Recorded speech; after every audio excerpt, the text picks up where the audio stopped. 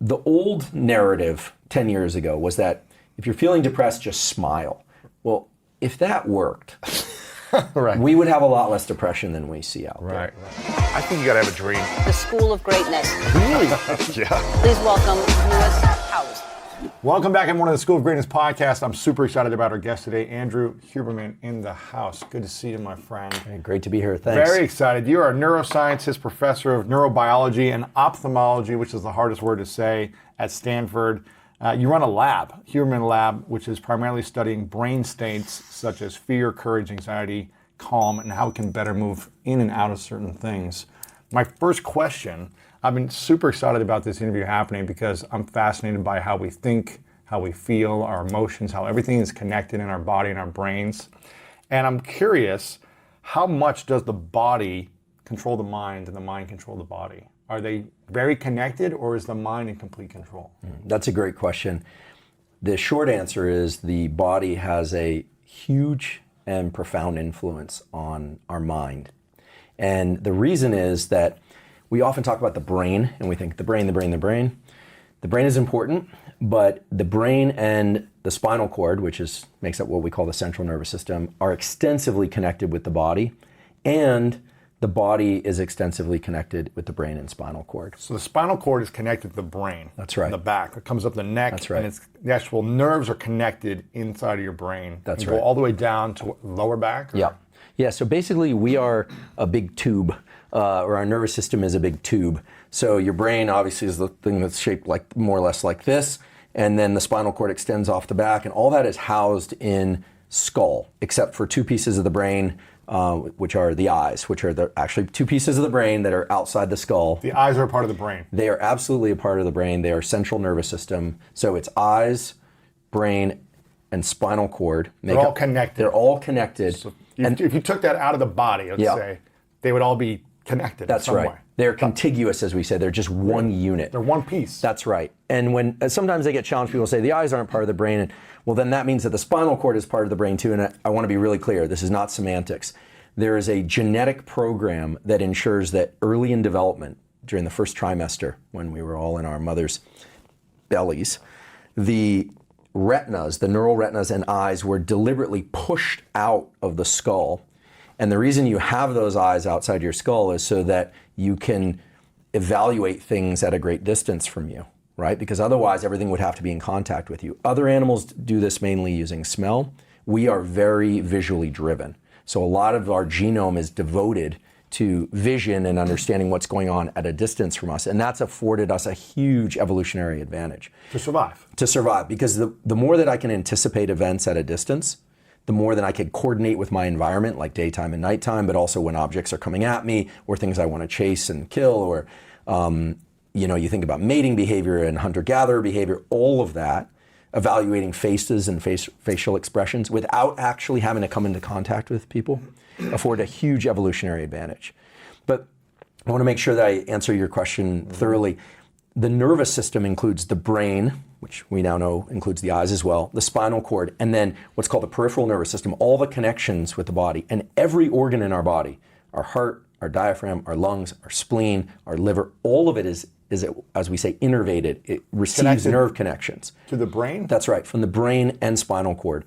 So much so that if we were to just dissolve away everything except the nervous system, if we had a human nervous system splayed out here on the table in front of us, it would look like a human being. There would be a connection at every level down to, you'd be able to say that's the big toe, and that's the pinky, and that's where the heart would belong, because it's almost like a silhouette of our entire body. And so when we think about the nervous system, it's really important, I think, for people to understand that the nervous system is all of that, brain and body and all the connections back and forth. And there have been thousands of years of debates about what's the mind, what's the brain, et cetera, the mind-body problem, all that. I think it's fair to say in 2020 that states of mind include the brain, the activity of the brain, and the body. Those two things coordinate, the brain and the body, and have a sort of what I call a contract. There's a brain-body contract that gives rise to things like states of mind. So a feeling of depression or a feeling of awe or excitement or happiness. Which is a state of mind is what I'm hearing you say. Yeah, I mean, we could talk about why. An emotional experience is a state of mind? That's right. Yeah. I prefer to talk about states and states of mind, because they include the brain and body. So just by saying mind, I don't mean just brain. They include the brain and body. And also because... So when you say, sorry to interrupt, but brain and body mean thought and feeling? Yeah, so you're asking the key questions. Emotions are very hard to describe in an objective way, whereas states have certain properties that allow us to study them in different laboratories and from one experiment to the next. So some people may have heard this before, but the brain does really 5 things. We have sensation, which is, we're constantly being bombarded with sound waves and light and smells and things. And that stuff is ongoing and you can't negotiate that. It's just you have these receptors in your body that allow you to evaluate those things. A sea turtle has magnetoreception. It can navigate by magnetic fields. Wow. We cannot do that. But they can because they sense it. Infrared vision in a pit viper or something. So unless you put on, night vision goggles, you can't do that. Then there's perception, which is which sensations you are paying attention to. So as you write with your pen, if I say, what does that pen feel like in your hand? Now you're perceiving it. But the sensation was always there. Those receptors were always sensing it. So the sensation being the actual feeling or the actual visual, the perception is your interpretation of the feeling? So I would say that the perceptions are where your attention is, which sensations you're attending to. And then you have thoughts. And thoughts get a little complicated for us to parse because they are a little bit abstract. But thoughts are a combination of our perception, whatever it is we're attending to, and they have context, memory. They're tapped into our memory systems, right? Because if I say a pen and you're like, I don't know what your relationship to pens is, but mine is kind of a trivial one. I write with one. But let's say I come from a family that, I don't know, had a pen factory in Germany in the 1930s. Then there's or you got stabbed by a pen. Or you got stabbed by a pen, right. So it's very contextual. Yeah. So thoughts are like perceptions, but they carry memory and context. Thoughts are memory and context. Yeah, they include that. And then there are feelings/emotions. And this is where it really starts to get abstract and kind of hazy, and where there's still a lot of debate. Because, for instance, if I ask you how you're feeling and you say, most people say, I feel good. Well, what does that mean? I mean, that's not a feeling. So if you ever do personal development work, they're always like, don't say good or bad. What do you feel? And people will say, well, I feel calm and excited or something like, and it starts becoming very abstract. And so emotions are a real thing, and they certainly, perhaps more than anything else, recruit the brain and the body. When we feel depressed, we occupy certain postures, we feel it in our gut, we feel it in our limbs, we can feel fatigue, we can feel anxious, and so the emotions are really where you capture that mind, the brain-body contract and relationship very, very intensely. Okay. And then the 5th thing is actions. And what I love about actions and behaviors is they are very concrete. You're writing with your pen now, I'm speaking, I'm moving my hands. You can measure those things, you can analyze them, we know exactly what the neural pathways are. So we've got sensation, perception, emotions, and actions. Thoughts, yep. And then, of course, beneath all that, you've got memories, and people always like to raise intuition. They always say, what about that 6th thing, intuition? And we could talk about intuition, but the reason I like to talk about states and the reason we study states in my lab is that states have 2 properties that are easy to study somewhat compared to emotions. And that's how pervasive they are, meaning how long-lasting they are. States tend to have a beginning, a middle, and an end. Whereas emotions, it's sort of like they're more in combination. States are more like the primary colors from which you mix all you get all the emotions. Yeah. And the other thing is that they have an intensity that we can measure. You can have a state of being very alert or very drowsy or asleep. And you can say from a 1 to 10, how are you feeling in this state? That's right. And we can measure how much is that experience? That's right. And we can correlate it with things like heart rate variability, breathing speed, sweating, levels of neural activity in brain areas that control wakefulness. And so I will be the first to say that I would love to be able to say that in my laboratory we are studying, or someday we'll study, awe and flow and all those things. But those are higher up on the ladder than we can get to right now. I think with the current technology, we can understand states, and from there, I do believe that we can make a significant dent into certain mental health issues and optimize performance in certain communities that are trying to optimize performance and in the general public. But the states that we're focused on are very concrete. For instance, alert and focused. That would be a wonderful state to understand and be able to direct ourselves toward when we're not feeling alert and focused. How to get into that state. How to get into that state. And we could talk about tools for that if you like. sleep. Sleep is so powerful and so important. I think now people really understand the extent to which it's important, in large part because of Matt Walker's book, Why We Sleep, and the important work that he's done in his lab at Berkeley and many other labs as well, of course.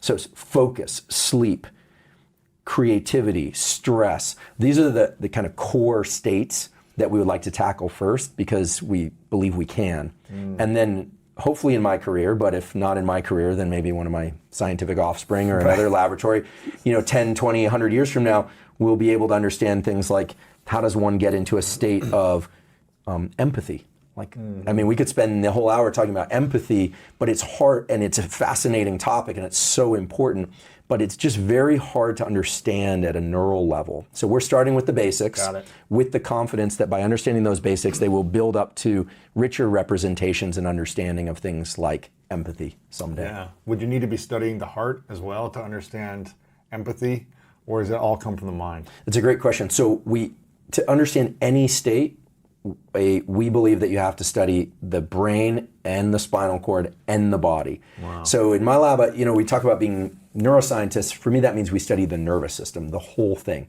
So people who come into my laboratory, we put them into VR environments that simulate some experience. And I realize it's not as real as being in the actual experience in the real world, but you get enough presence, especially because it's very visually and auditorily rich in those environments.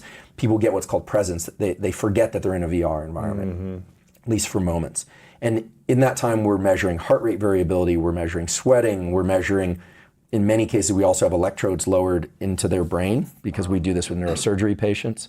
And so we have access to the brain, we have access to the body. And it's really by recording from all these areas of the brain and body that we can get a fuller understanding of what a state of, say, focus or stress or anxiety really is. If we were just looking in one little corner of the brain or just at the heart, we wouldn't be able to do that. And so that's a kind of a centerpiece of our lab, is that brain and body, the whole nervous system is the key. You got to look at all of it. With feelings, I want to talk about feelings and emotions for a second. Can a person make it so they never get depressed? They never react to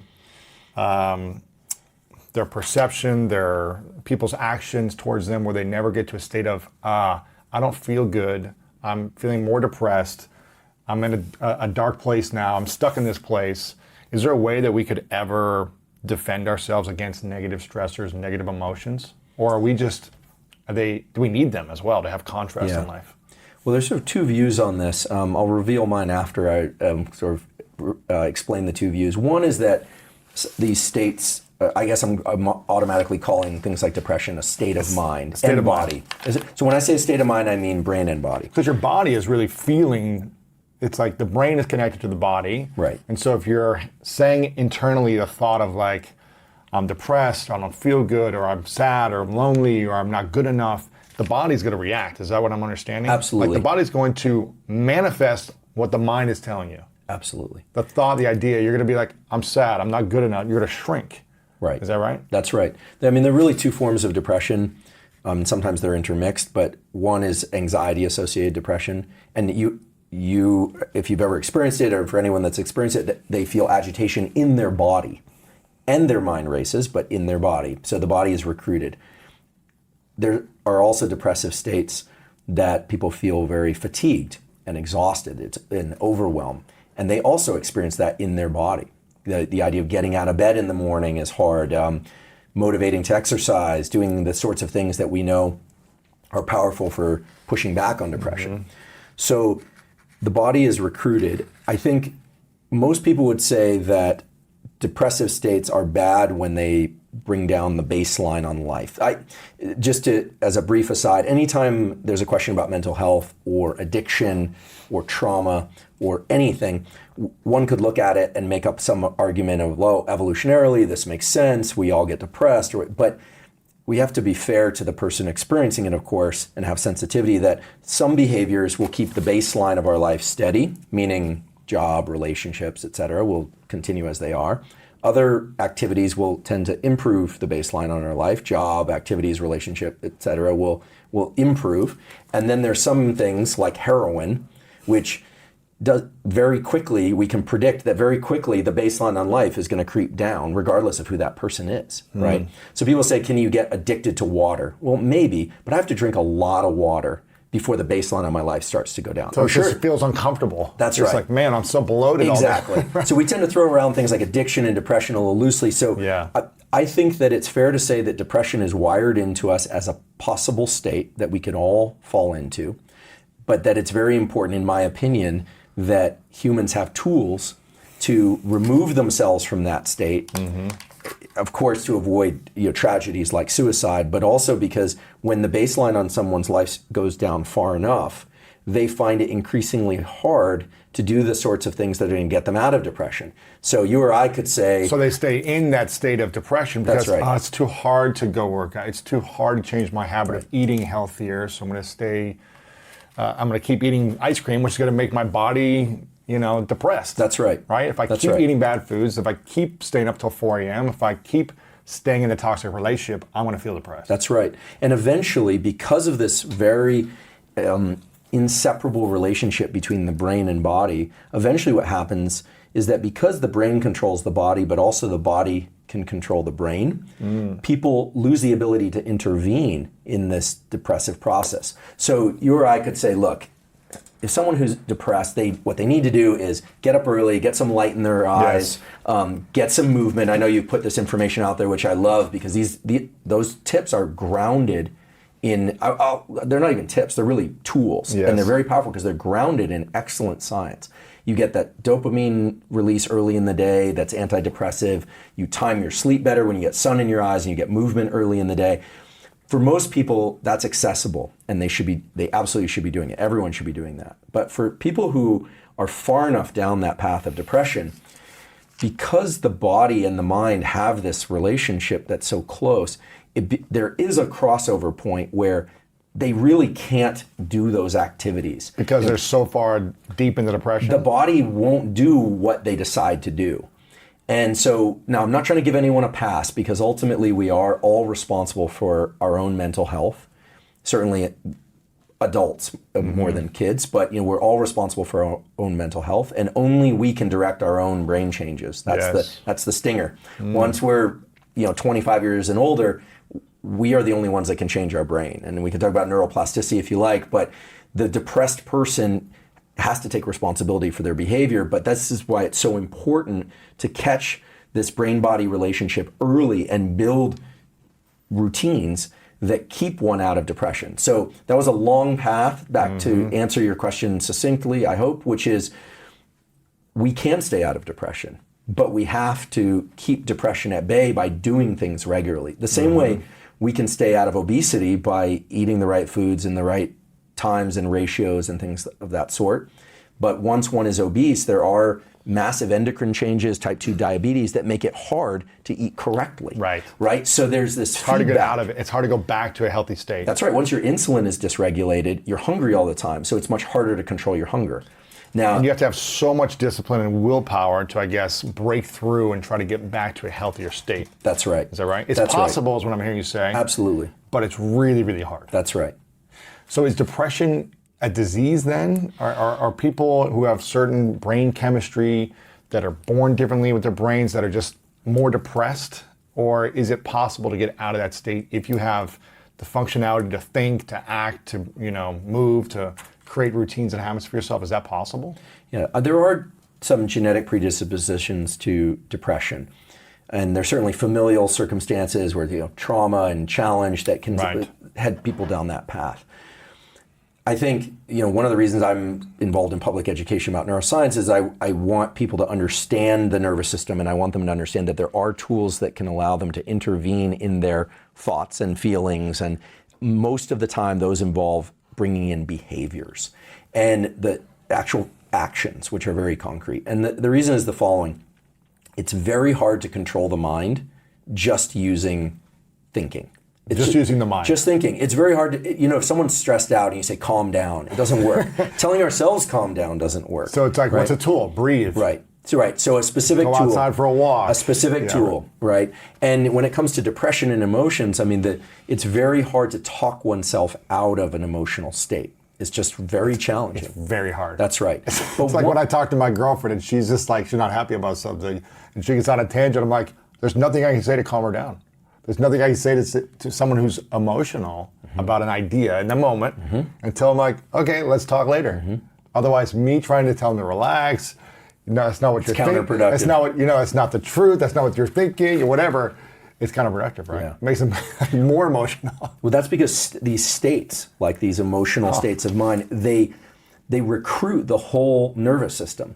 So we are actually a different So your person. whole body is out of control. Your mind, your body. Like for instance, if you're angry, upset, or stressed, your pupils dilate. This is subconscious. As a consequence of that, you view the world in a kind of like portrait mode, not panoramic, excuse me, portrait mode on your phone, where the thing that's upsetting you is in sharper focus and everything else is blurry. So you actually see the world differently. In addition to that, the timing, your perception of time, is now faster, so that things outside you seem to be moving more slowly in comparison to how you feel inside. You've experienced this if you were ever in line at the airport or something and it's taking a long time and you're about to miss your flight. It seems like the person in front of you is moving very slowly. They're taking forever. Yeah, but time is time. It's it's moving at the same rate regardless. When you're very calm, or let's say you're fatigued, let's say you're exhausted, you didn't sleep well the night before, things in front of you are going to seem like they're moving really fast. They're saying take off your shoes, putting them on the conveyor, and it's kind of overwhelming. Like, slow down here. That's right, because your internal clock is moving more slowly. Yeah. And so these states of mind, when someone's upset, they recruit their entire being, their way of being. And so one of the reasons why I mentioned that sensation, perception, feeling, thought, and action before is that the actions are very concrete. And because of this reciprocal relationship between the brain and body, brain connects to body, body connects to brain, we know that when the mind isn't where we want it to be, we need to use the body to intervene. What does that mean? So there are two ways that you can shift your brain state quickly. You mentioned one already, which is respiration or breathing. And the reason is there's a direct connection from the brain to an organ in our body called the diaphragm, which is skeletal muscle. The diaphragm is designed to move the lungs up and down, bring in more oxygen, expel more oxygen. And it's unlike other organs like the heart or the spleen or the liver because it's actually made up of what's called striated muscle, just like a bicep, tricep, or quadricep. It can be voluntarily controlled. You can't voluntarily control your heart directly right now. Like you can't say speed up and speed it up. Slow down. Or slow it down. But you can slow down your breathing and you can slow down the way you think about things, I'm assuming, or change your thought to something else to help you be more relaxed. That's right. So one of the reasons why breathing is such a powerful tool for shifting one's state is that A, it's always available for voluntary control. It's just right there. I can decide right now to do 3 inhales, or I can just go back to breathing reflexively. I can just do that at any moment. So the neural real estate, which is in the brainstem that controls breathing, is in a unique position because it's at the kind of boundary between conscious control and unconscious control. I can't do that for my digestion. I can't do that for most everything that happens internally. The other thing is that breathing controls our level of alertness very dramatically. So the faster you breathe, generally, the more alert you are. The slower you breathe, the more calm you're going to be. The faster you breathe, meaning shorter, quick breaths, or either way. So if we were just to take a brief adventure through the neuroscience of breathing and how it relates to brain states, and there's some fun tools in here. So forgive me for this tangent, but you have 2 brain areas that are responsible for breathing. One is called, for the aficionados, the pre-Buttsinger complex. It was discovered by Jack Feldman at UCLA. It's named after a bottle of wine, so now people won't forget it. And it controls rhythmic breathing. So inhale, exhale, inhale, exhale. It's just rhythmic breathing. There's another brain area that controls breathing, which is near what's called the parafacial nucleus, which involves breathing anytime there are double inhales or double exhales or triple inhales. And you say, well, why would you have this second brain area for breathing? Well, it turns out when you're speaking or crying or coughing, you need to coordinate your breathing with your speaking. And that means sometimes you need to take multiple inhales or multiple exhales. And this is all happening very, very fast. You don't notice. But there's a very important discovery that was made a few years ago by Jack's lab and by a guy named Mark Krasno at Stanford, who discovered there's a set of neurons in your brainstem, my brainstem, everybody's brainstem, and every mammal's brainstem. It's a very small number of neurons that controls a specific pattern of breathing, which are called physiological sighs. So these are not just sighs where you go and exhale. These are sighs that involve doing 2 inhales and then an extended exhale. We all do this. You do this during sleep. Anytime carbon dioxide levels in your bloodstream get too high in order to get more oxygen into your system. People also do this if they've been crying or sobbing. They'll do this and then they'll exhale.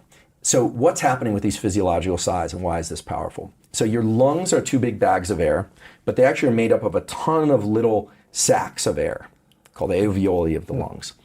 When we are exercising or when we are sleeping or anytime we're doing anything, these little sacs of air eventually start to collapse. And what happens is carbon dioxide builds up in our system and we experience that as stress. We actually feel the impulse to breathe because carbon dioxide levels get too high. There are neurons that sense carbon dioxide. And then without realizing it, you do a double inhale and then exhale. Typically the inhales are done through the nose and the exhale is done through the mouth. So it looks like...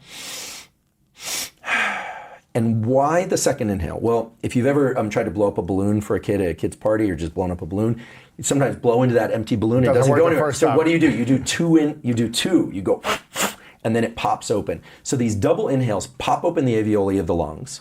They don't explode them, but they pop them open, which pulls carbon dioxide out of the bloodstream, brings oxygen, and then you offload carbon dioxide. So if you watch a dog right before it takes a nap or something, it often will do these. Now what's cool about these physiological sighs is from work in our lab and that's still ongoing, I just want to say it's still ongoing, but work in other labs as well, double inhales followed by an extended exhale are the fastest way that I'm aware of to bring the mind and the body into a more relaxed state. Really? Yeah. The fastest way. So if I'm stressed, I'm overwhelmed, just do a 3 or 2? 2 inhales through the nose. And then exhale slow through the mouth. 1 to 3 of those repeated will bring your level of autonomic arousal down basically to baseline. What's that? Autonomic? It's called autonomic arousal? Sorry. What was it? Sorry. So the autonomic nervous system, it just means automatic. Yeah, it just means automatic. And it's a misnomer because as I'm describing, it's not all automatic. I'm sorry. So autonomic arousal is kind of your level of alertness or your level of calm. People sometimes call it sympathetic nervous system, parasympathetic. I avoid sympathetic, parasympathetic, because sympathetic sounds like sympathy, and then people think it means calm and nice, when it actually means stress and freaking Sympathetic out. Is stress. Exactly. The naming... Parasympathetic is non-stress. That's right. And those names have to do with the anatomy and the locations of the neurons involved in them. But I think for anyone that experiences anxiety from time to time, which is everybody, knowing that you can consciously take control over these neurons that control the ratio of carbon dioxide and oxygen in your lungs, et cetera. Even if you don't remember any of that, it's just 2 inhales through the nose. What you're trying to do is maximally inflate those little sacs in your lungs and then exhale long through the mouth because you're blowing off carbon dioxide. I heard you do does it matter the cadence? Because you did a long deep breath and then a shorter. Not so much. That's just your style. Yeah, you're just trying to fill those as big as you can. So the advice that we hear of take a deep breath or just exhale is sort of right, but it doesn't capture this neural circuit. So a lot of what my lab is focused on, because there's so many great labs and people doing great stuff in the breathwork community, Patrick McEwen, Brian McKenzie, there are all these incredible people doing this work, Wim Hof. Yeah. But my lab's been mainly focused on what is the neural machinery that controls these brain-body states. And the reason these physiological sighs work is partially because you offload carbon dioxide, you reinflate the lungs, so when the body has oxygen, it's happy. When it doesn't have oxygen, it gets stressed. But the other reason is the most direct and fastest connection between the brain and body for controlling your state of mind is what's called the phrenic nerve, P-H-R-E-N-I-C. The phrenic nerve connects these neurons that I'm referring to in these 2 brain centers that control breathing with the diaphragm. A lot of people get excited about the vagus nerve, and I'm not out to punish the vagus nerve or the veganistas, but the truth is the vagus nerve is a very slow system for calming the brain and body. It's called the rest and digest pathway. People are engaging their vagus all the time when they eat a big meal. When the stomach is distended, it sends a signal to the brain that, oh, I have enough food, it's time to rest and digest.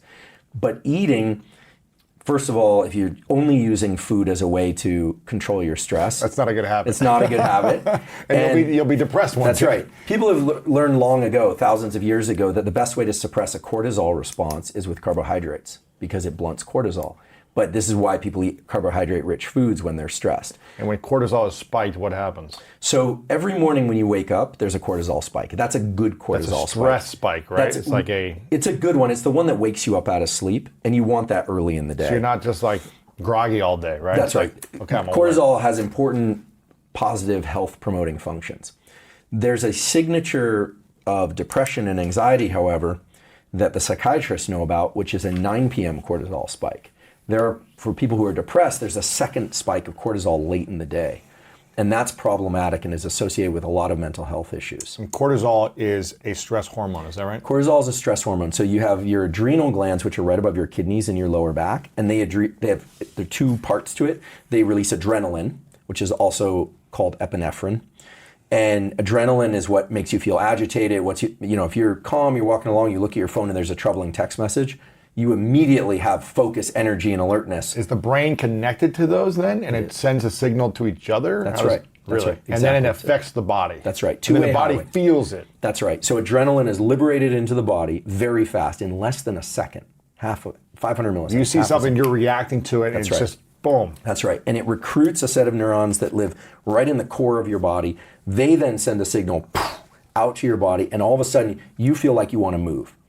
And Let's go. the stress is just, it's going to dilate your pupils, cue your alertness, and make you agitated and want to move. The body's pretty fascinating. It's really fascinating. And you want this because, the other night I was taking a hike. I was out here a couple days ago and taking a hike in Topanga.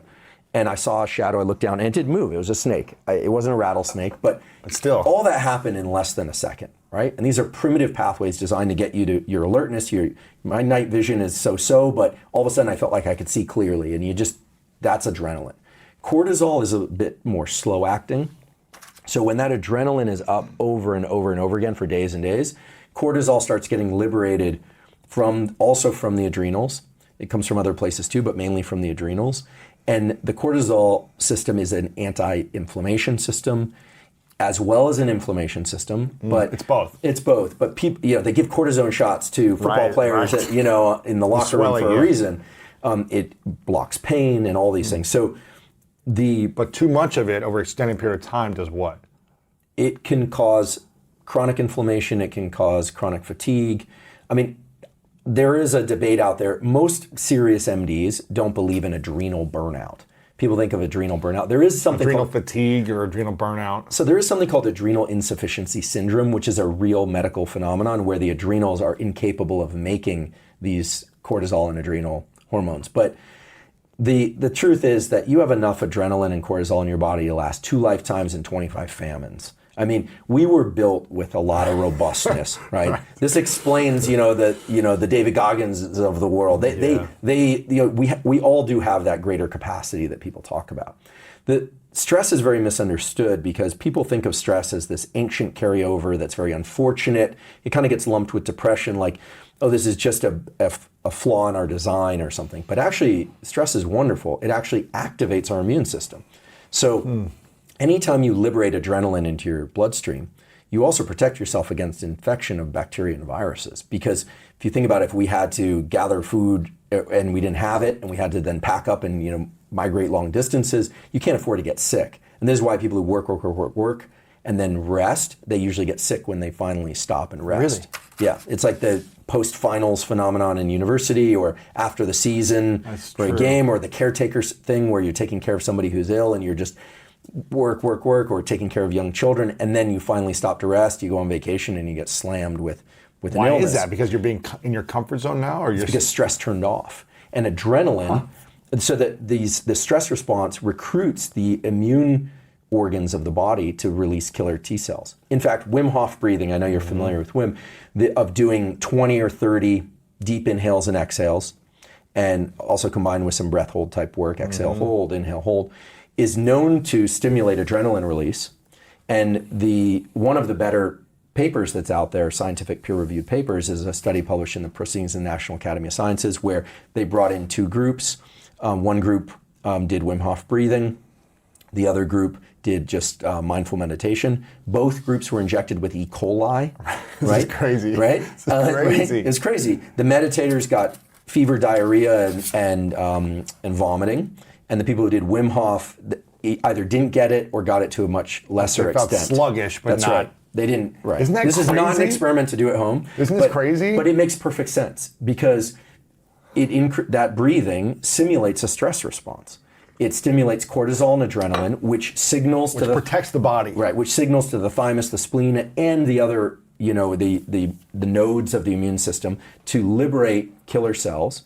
And so when that bacteria comes in, the system is ready for it. Your body is defending against viruses That's and right. disease, That's right. essentially. Going back to- When you create a routine of healthy stress. That's right. And we could talk about, we definitely want to, you don't want stress on all the time. Sleep is really important, et cetera. But that stress response combats infection because it recruits immune cells. Now, I want to be really clear because there's been a lot of discussion about that study out there, most of which is totally wrong. And the I'm Wim not Hof breathing study? well, Or the study was done correctly, but when people recap that study and summarize it, oftentimes they'll say it suppressed the immune response, that people were able to suppress the immune response, and that's absolutely wrong. what does that mean, suppress the immune response? Well, exactly. It doesn't make any sense. What that did was, and if you look at the graphs in that paper, which I've done, what it did is it stimulated cortisol release. It stimulated adrenaline release or epinephrine release so that the system was primed to battle infection.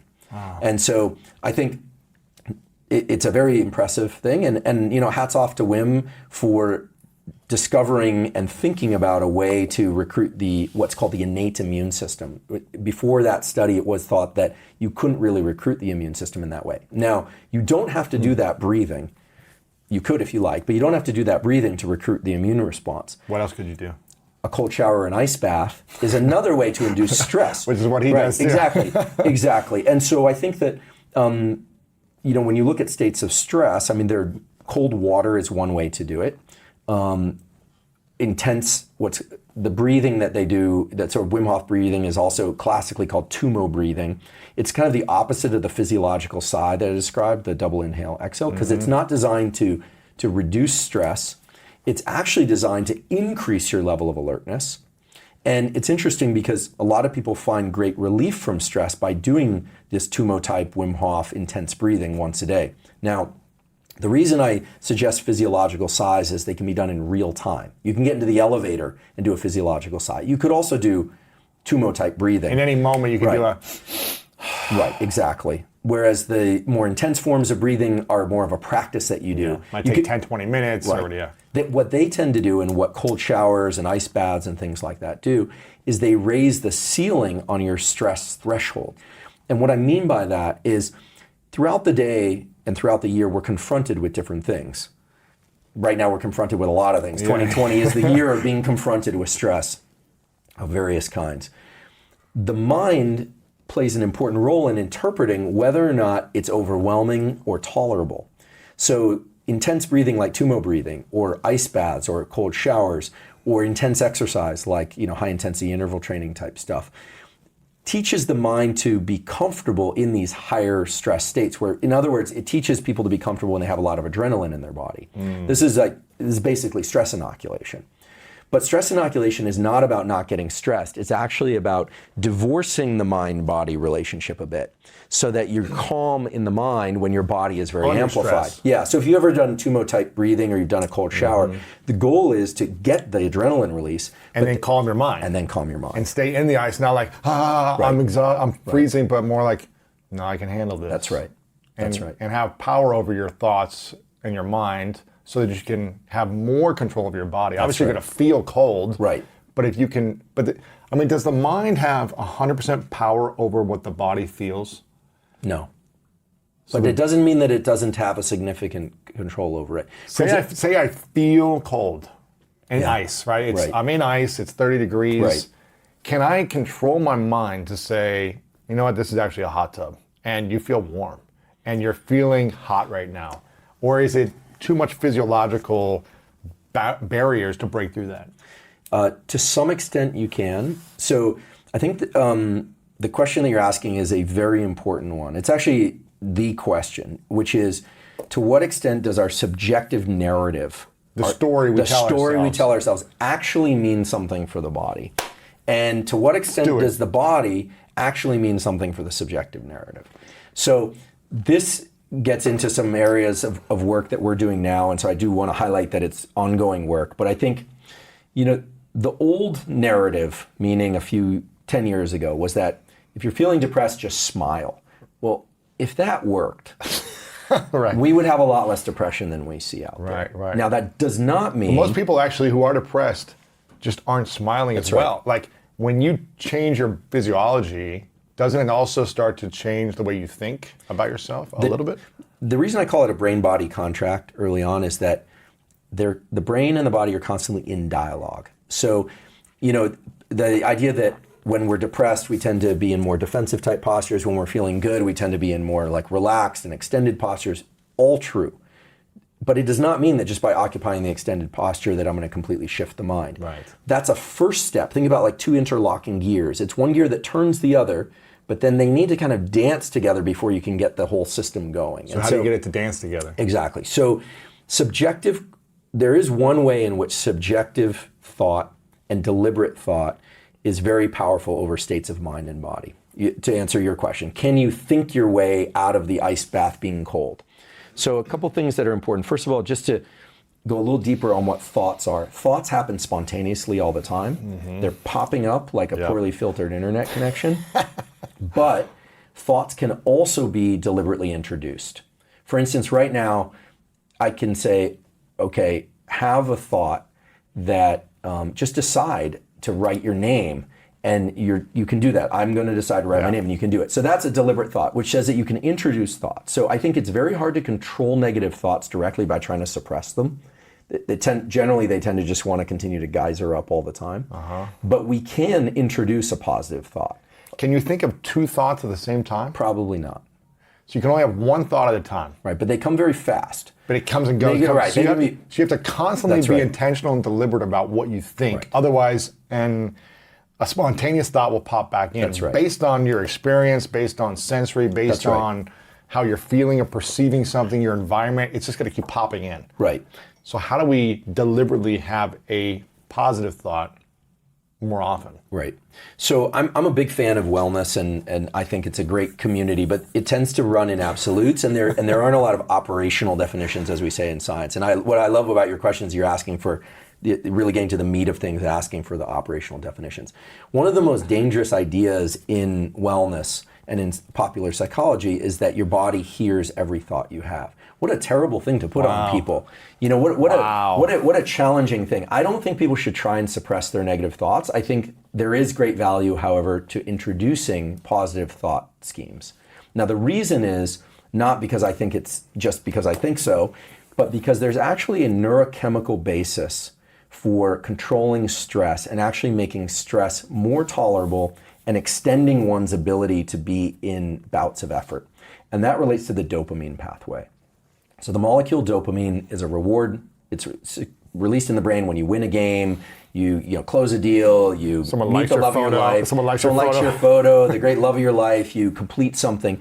But most of our dopamine release is not from achieving goals. It's actually released when we are en route to our goals, when we're in pursuit of our goals, and we think we're on the right path. This is why a lot of people get depressed after they achieve a big goal, because they feel like, I'm supposed to feel something greater. I felt this thing for 2 minutes, and now that's it? That's right. High achievers know to attach dopamine to the effort process. To the pursuit, the day-to-day tasks, the growth, the lessons, the losses, like everything, right? Well, and it can be to some wins along the way. Yeah. But growth mindset, which is the academic discovery and laboratory discovery of my colleague Carol Dweck at Stanford, is the hallmark of growth mindset is really two things. One is, I'm not where I want to be now, but I'm capable of getting there eventually. The other is to attach a sense of reward to the effort process itself. In fact, don't reward the result, reward the effort. That's right. And if you look at true high performers, people that are consistently good at what they do, they don't peak and go through the postpartum depression and crash and come back, and their life is a cycle of ups and downs, but really people who are on that upward trajectory consistently, those people attach dopamine to the effort process. And actually, one of her original studies on the discovery of growth mindset was these kids that loved doing math problems that they knew they couldn't get right. So it's like the people love puzzles, but in this case, they knew they couldn't get it right, but they loved doing it. And incidentally or not so incidentally, these kids are fantastic at math when there is a right answer because they feel some sense of reward from the effort process. Yeah. Now, the cool thing about dopamine is that it's very subjectively controlled. We can all learn to secrete dopamine in our brain in response to things that are in a purely subjective way. Our interpretation. But it has to be attached to reality. So, one should never confuse what is real. Right. So if you're thinking about the effort you're expending. So let's say somebody right now is financially back on their heels and they're setting up a new business, for instance, and it's hard. If they can take a few moments or minutes each day to reflect on the fact that the effort process is allowing them to climb out of their hole potentially, that it's giving them an opportunity, that it's somehow they are on the right path, or if they're not in movement along that path, or at least oriented on the right path, they're not lying in bed all day. They're taking a step forward. They're taking a step. If they can reward that process internally, two things happen. First of all, the brain circuits that are associated with building subjective rewards and dopamine get stronger, so you get better at that process. And second, and most importantly, dopamine has an amazing ability to buffer adrenaline and buffer epinephrine. And what I mean by that is there was a study that was published in the journal Cell, excellent journal, Cell Press Journal, a couple years ago, showing that with repeated bouts of effort, we use and we release more and more epinephrine. It's kind of adrenaline, but in the brain. With more effort, we're every time you put in effort. So every time you make, let's keep it, if I were to keep it in the business context, every time you write that email, every time you, let's see, it's a person who's a craftsman or a craftswoman, every time you're working in the shop and doing that, every bit of effort, you're taking a little bit of money out of this epinephrine account. You're spending epinephrine. At some point, those levels of epinephrine get high enough that you feel like quitting. It feels exhausting. And this was done in a beautiful study, actually, where they control the visual environments and they have the subjects exert effort. And they can control the visual environment, so sometimes the effort of taking steps and moving forward, this is actually kind of pushing forward in kind of swimming motion, would give them the sensation that they were actually making progress. And other times it was an exercise in futility where they would just keep the visual world stationary and they would expend effort and they didn't think they were going anywhere. My gosh. Epinephrine's climbing, and eventually they quit. Now dopamine is able to push back on that epinephrine and give you, anyone, the feeling that you could continue. And maybe even the feeling that you want to continue. And you've seen this actually, like football is a good example. Two teams play, say the Super Bowl. Both teams are max effort the entire time. Yeah. Max effort. The team that wins, suddenly, in a moment, has the energy to jump all over the place, party for days. They can talk, I mean, they have exhausted energy. right before That's right. then. Well, that wasn't glycogen or stored energy of any kind, except it was neural energy. And what happened was, effort is this adrenaline. Eventually, people quit. They just quit. The dopamine is able to suppress that. And so then you're expending effort, but you're doing it from a place of feeling like you have energy for it. So we need dopamine to keep the effort going. Is that what I'm hearing you say? That's right. Dopamine is not just about reward.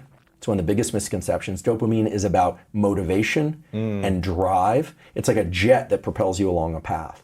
So how do we get more dopamine? You practice subjectively releasing dopamine in your mind. Like how? Okay, so that's a great question. First of all, there are ways you can get more dopamine release through thoughts or through drugs or through supplements. I want to be really clear. There is a drug, there are two drugs actually, that will cause massive release of dopamine.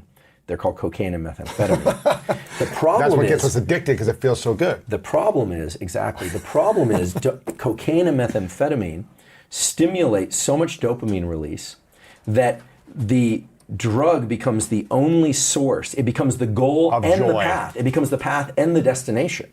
And you look at people's lives when they do a lot of cocaine and methamphetamine, and that baseline on their life goes down very, Because there's very no fast. reason to work hard at anything else because you feel good. That's right. And that's the greatest feeling you'll have. So why do anything else when you can have that feeling? That's right.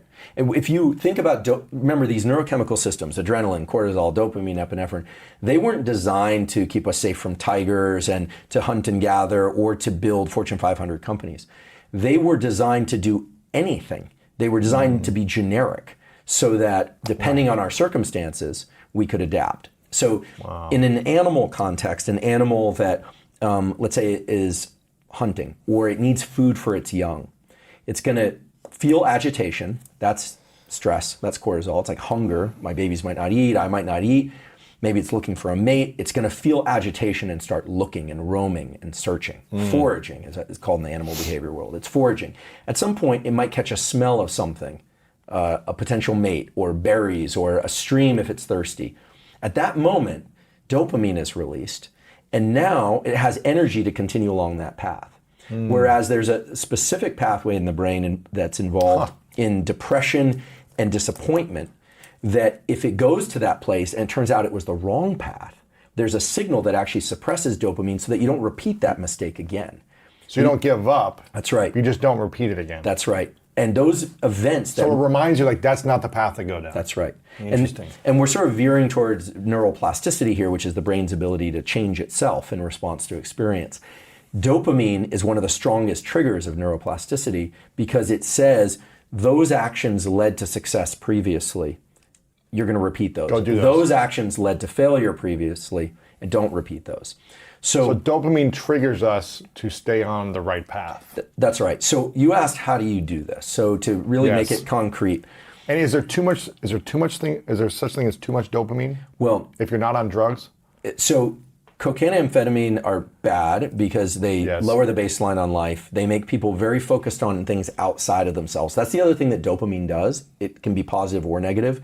But when we have dopamine in our system, we tend to be outward facing and in pursuit of things in our environment. You can look at somebody on cocaine and realize that that's the extreme version of that. But I love social media for the reason that you see the molecules in the memes. So it's like, get after it. What do sharks do on Monday? Or I can't remember the specific things. Or then they're sometimes it's just time to chill. Well, that's a different molecule. That's serotonin, right? And then dopamine is the get after it molecule. And epinephrine is effort. So if we were going to break this down really concrete, we'd say adrenaline and epinephrine are about effort. Just effort with no subjective label on them, good or bad. Effort, whether or not it's stress or you're pursuing something you want to do, it's exerting effort. Dopamine is about reward, but more so about motivation and pursuit of rewards. And then we'll get to it in a little bit, but serotonin is a different source of reward, but it comes from more relaxed states and it resets the whole system, and it's associated with things like sleep and gratitude and meditation, and especially gratitude. And then just, I guess, to round this out, the cortisol system is more of a longer term stress. Yeah. Okay, so we've all heard the sayings, how do you, journey of 1,000 miles starts with a single step. Or how do you eat an elephant one bite at a time? Or, there are all these sayings, and it goes back to the Bible and earlier, right? I mean, this is not new. These are not new sayings, but they're showing up in different forms. What's lost in those short descriptions, however, is that every step is not equivalent. If it were just that a journey of 1,000 miles starts with a single step, everyone would pursue their goals. Everyone would push back against adversity. You can read the inspirational stories as many times as one needs, and I do think inspirational stories are of very high value. In fact, I think they're vicarious dopamine. I think they give us the sense that we could, which then orients us to the world again. So maybe it's possible for me. That's right. So let's say, let's take the example of somebody who's... but just to finish that story of, it's not about just taking a single step and one step at a time. Is it because there's adversities every 10 steps you go, and so it's harder and harder? So it's not just it's just very nonlinear. It's some days go, I know this from my scientific career, it's, some days it's easy, some days it's hard, it's all over the place, right? So I think the thing to remember is that dopamine is this incredibly powerful molecule that allows us to buffer the effort process. It allows us to be in effort longer and it allows us to actually eventually enjoy the process of effort. And not think about the reward, but just say, oh, I'm enjoying the process. Right. Well, you just described the first step. The first step in learning to attach dopamine to the effort process, which is the key operation in order to succeed, is to be very careful about how much you focus on the end goal. Keeping the goal in mind is important for like a proper orientation. You have to know the ultimate destination. But if at any point we were to evaluate our progress relative to that end goal, or if we don't know what the end goal is, there's a huge gap there. Right. And it can feel overwhelming. And depressing, and I'm not good enough. That's and right. I should just give up. What am I doing this for? That's right. And those thoughts will affect us. And they're very realistic, right? Yeah. I mean, as Carol will say, and other people have said in the psychology field, positive self-talk, oftentimes, unless you do it correctly, you're badly wrong. Lying to yourself won't work. Saying I'm a winner when you haven't lost or you haven't won yet is great, but that's not the most effective use of these systems. Well, you're also being out of integrity with yourself. You're telling yourself a lie. Right. You're like, and then you're losing your ability to have confidence because you're just lying to yourself. Right. And if it's really extreme, there's a name for it. It's called delusional, right? Right. And people will start to point that out, and then it becomes harder to recruit people into your goals. So I think the key thing is to attach that sense of reward to the effort process. It's saying, look, I am oriented in the right direction and rewarding the things you're not doing. I'm not back on my heels. I'm not just staying, in bed in the morning. A good example of this came to me recently. I have a good friend. He did 9 years in the SEAL teams.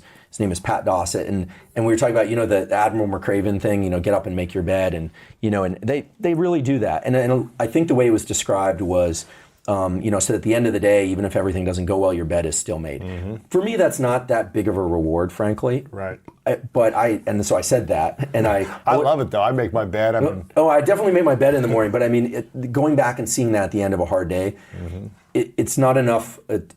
I felt like there was something else there. Mm-hmm. So I asked him, he said, well, it's very interesting because part of it is about not just making your bed, but it's the things you're not doing by making your bed. You're not lying in bed and ruminating. Mm. You're not back on your heels. You're not on your phone. That's right. Yeah. When you look at, and you have spent a lot of time with people in high-performing communities, mainly through some consulting work, but what you find is that we can all either be back on our heels, flat-footed, or forward center of mass. Forward, yeah. And when you look at people who are in these high-performance communities, they try and keep their center of mass forward, almost through what seem like trivial things, like making your bed or making the cup of coffee. But it's not just about what you're doing; it's all the things you're not doing that can put you down the path of ruminating or put you down the path of unhealthy behavior. So the key to this is, if we want to be very concrete, we should probably focus on actions. And I'll use fitness as an example because it translates to everybody, whereas people's circumstances differ. Let's say somebody really wants to take on a fitness routine.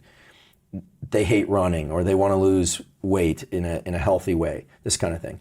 So we've all heard the example, well, you put your shoes by the door on day 1. Day 2, you put them on. Day 3, you go out the door. Day 4, you walk around the block, and then, and then eventually they're running marathons.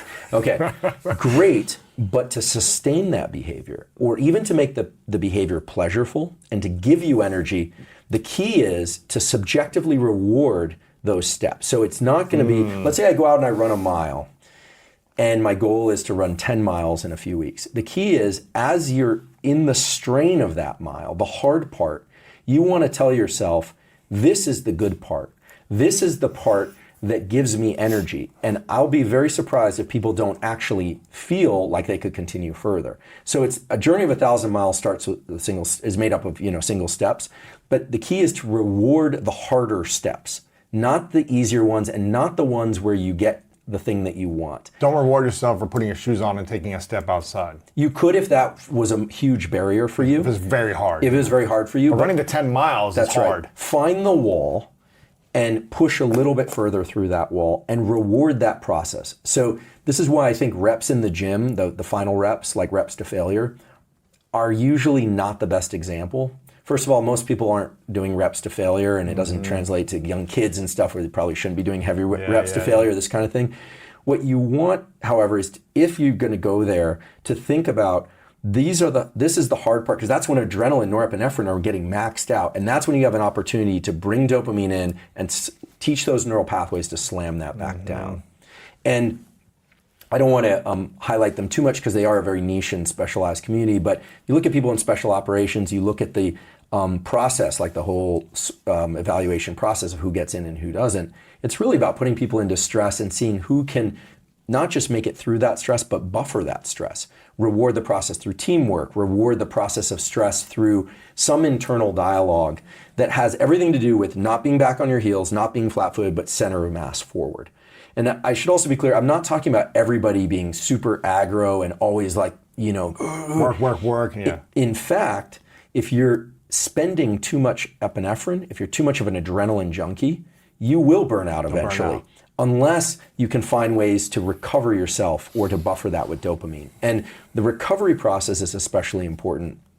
There's a second reward system. So you've got the dopamine system, and I guess to really put a box around it, the subjective reward needs to be done at the hardest portion of a process. The tough conversation with a significant other, it's like when it's really tough and that's when you want to start telling yourself, this is the good part because I'm not speaking, or this is the good part because I'm not reacting. Right, I'm not reacting, or this is the good part because I'm probably not doing it correctly, but I'm on the right path, right? They're upset, they're not feeling your empathy, this kind of thing, or you're not really understanding what's going on, you're getting frustrated. But if you tell yourself, this is the neural pathway getting ground in there, like really dialed in, so that the next time I'm going to breeze right past this. Yeah. That's really how the process works. Because remember, no one comes along and drips dopamine in your ear, even if you get $1 billion, or you win a Nobel Prize, or you win the presidency. It's all internal. These neurochemicals are all internal. And while some of them are designed to be released in response to things very reflexively, like food, sex, sleep, all these things will trigger these neurochemicals. We have this big forebrain which allows us to place subjective context on things. How do you do it then? How do you bring dopamine in your brain subjectively through daily conversation with yourself? So there's a process I'm going through right now where I'm trying to write a book, and it's hard. And I was told that the harder it is, the better I'm probably doing it. And I was like, great. And my editor's ready to kill me, and because I'm slow, and I know, and I'm a very slow person. I drive people crazy. I'm like glacially slow because science is slow, and I like to get things right. You don't want to rush it. Yeah. I like to get things right, but I'm very proud of the fact that everything we've published, I can stand behind. It was the best we could do with the tools at the time, and I just know that when I look back on a writing career or a scientific career, I want to be able to say, every journal we put it in was rock solid. Everything was rock solid. We had fun doing it. The relationship. So I go slow. Yeah. But as a consequence, what I'm finding is there are a lot of interferences these days. I think social media is great. I teach neuroscience on social media because I think it's important to do public education. But it's a distraction too. But it's incredible. And it's incredible how much time and energy it can take. So what I've started doing now is I turn off my phone and I lock it in a safe. And I experience extreme anxiety. Right? It's so weird. Why is that? Is it because it gives you so much dopamine that when you're not having it? Well, this is scary because I actually think, brief anecdote, on the weekend I was driving, there's a kid that I mentor, and I picked up my phone and I was texting while I was driving. And he said to me, this was really embarrassing for me, he said, I wish you wouldn't text while you drive. And I put it down and I realized, this is crazy. I know that my life and his life is far more important, and the lives of the people around me are far more important than any text message, which means I wasn't doing it rationally. It's just pure reflex at this point. So I don't think I pick up the phone because I don't even know what I'm looking for there anymore. It's just become reflexive. Wow. So for me lately, the longer I can keep that phone in a safe and write on a grant or this book, what I tell myself is the agitation is good. At least I'm not doing that. And then I find that as I start to write and I get into the process, I start feeling good about it, and I'll pause and say, okay, I have control. I have ultimate control over my behavior. I can put that thing away. There might be a nuclear war out there, and I'm just doing this anyway. I have control over my thoughts, my feelings, and behavior. So I tell myself that, and then I find I have immense energy, and all I want to do is write. And I kind of tunnel into the process. Wow. And I think that sometimes people need to write these things out for themselves so it's really concrete. I think some people are so unskilled at subjective rewards that writing it out is really powerful. So what would you write out for yourself as a subjective reward for this experience? As long as I'm writing, I'm on the right path. as long as I'm not writing and I'm looking at my phone, I'm not on the right path. Because for me, the 2 or 3 things that are most important for my career are writing grants, working on this book manuscript, and writing scientific manuscripts. I mean, there are other things as well. And anything else that you're not doing is holding you back from doing that. That's right. So you need to be focused, center mass forward on doing those things. That's right. So I don't do any jumping around, power poses, things like that. I will use tools to kind of ramp up my dopamine. There are certain songs that are really embedded in my emotional thing that go back to, when I was a, wild, skateboarding punk rock teenager that will get me fired up. And I think there's real utility. That's pure dopamine. That's just a dopamine. Moments, but it's not sustainable. You have to subjectively keep yourself motivated, I guess. Right? That's right. And then if I finish a chapter, I will stop for a moment and I'll just kind of smile and laugh at myself. I'm big on like self-reflection with humor and just think, this is crazy. My brain is under my control. There would be people out there that say there's no free will, but I do not believe that. I put my hands in a lot of brains. You stimulate certain brain areas, people do things. You stimulate other brain areas, people think things. Ultimately, unless you have electrodes in your head and someone's stimulating them, we are in control of our thoughts and behaviors. Wow. We can't control all of them, but my goal is to be as deliberate and non-reflexive as possible in life. That's my goal from when I wake up in the morning until I go to sleep. How do we get to that place?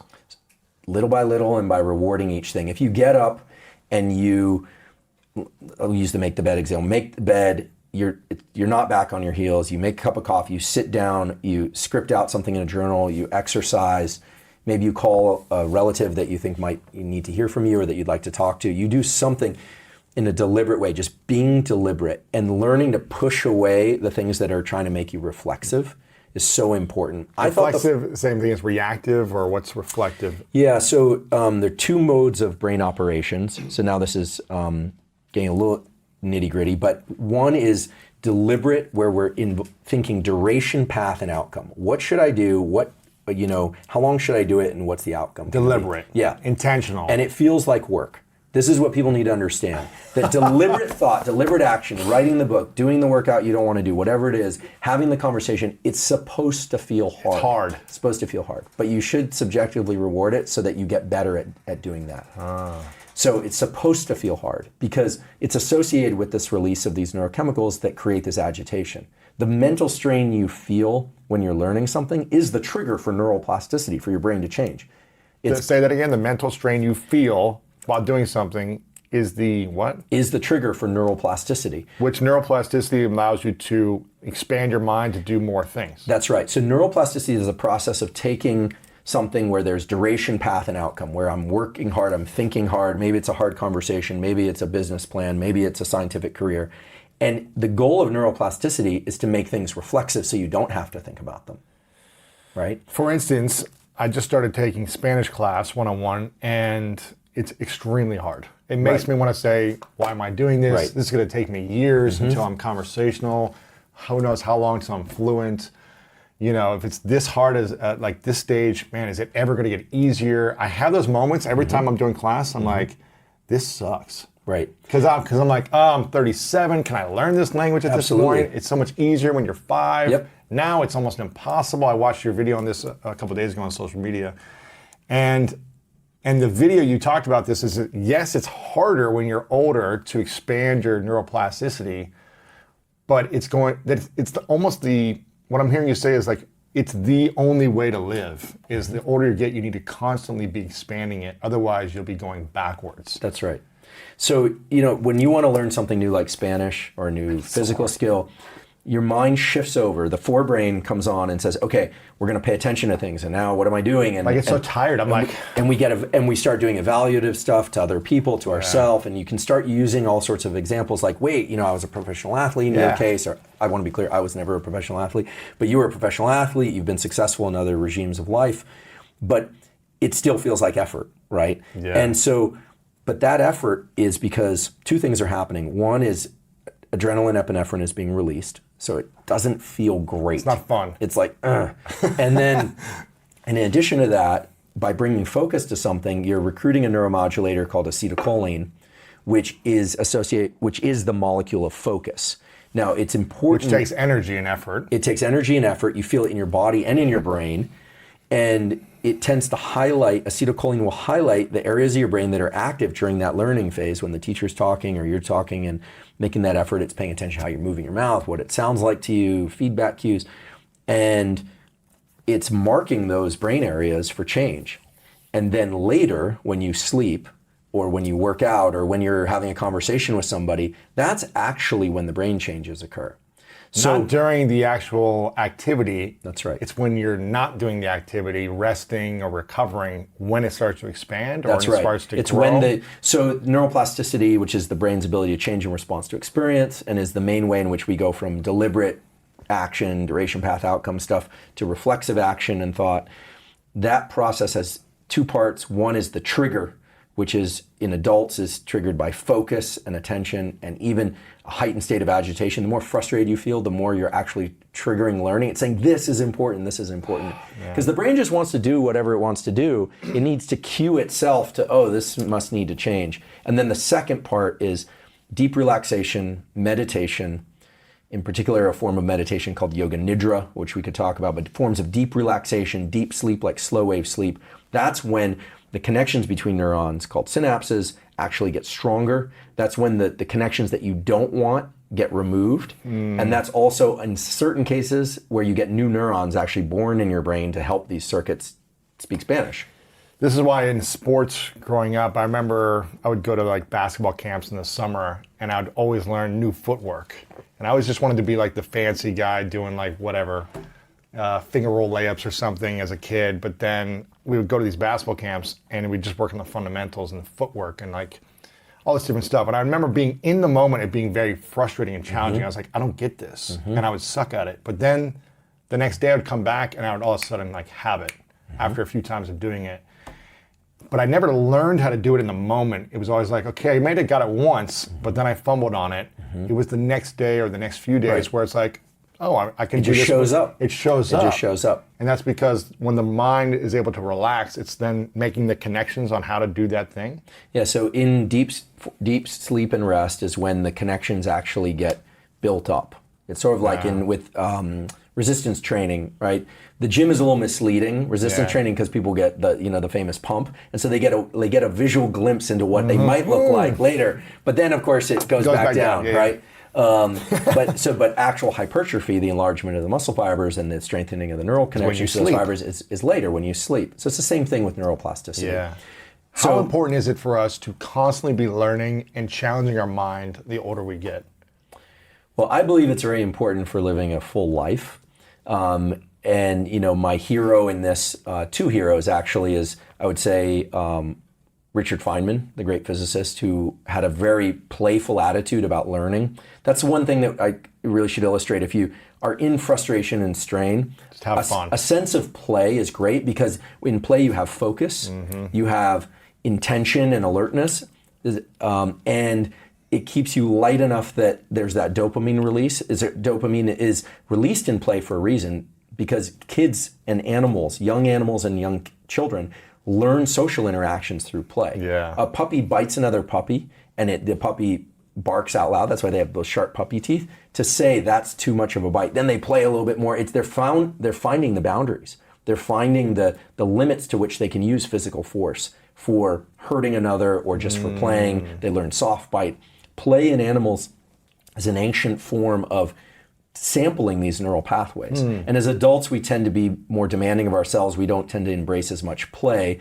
Richard Feynman is somebody who really incorporated a lot of play into his adult life. He learned how to, in addition to being a Nobel Prize winning physicist, he also played bongo drums. He learned how to sketch and paint late in his life. He did float tanks. He was kind of a wild man, but he had a lot of fun, and he was a lifetime learner. So I think it's important because it's a great way to learn dopamine release, Right. And it's a great way to expand one's experience of life. This is when I was in Poland with Wim Hof earlier this year. I took a group of like 13 guys, and we were all nervous to get into this ice tub together for 10 minutes, like up to here.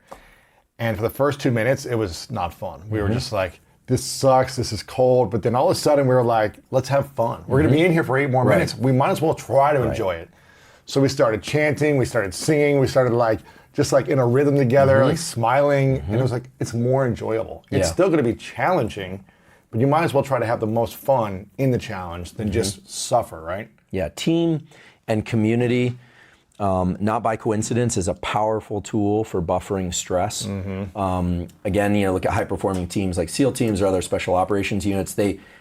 Team is a big part of it for being functional in the actual job. It'd almost be impossible to do it alone if you're a Navy SEAL, right? Yeah, there are other divisions of special operations where actually it's more focused on solo missions. That's hard. Yeah, and so there are people that are very good at that, but teamwork is a great way to buffer the stress response. Yeah. And so earlier you asked, is there any way to make it not cold? I guess the answer is no, but there is a way to make the cold not painful. Right. And so that's where dopamine intervenes.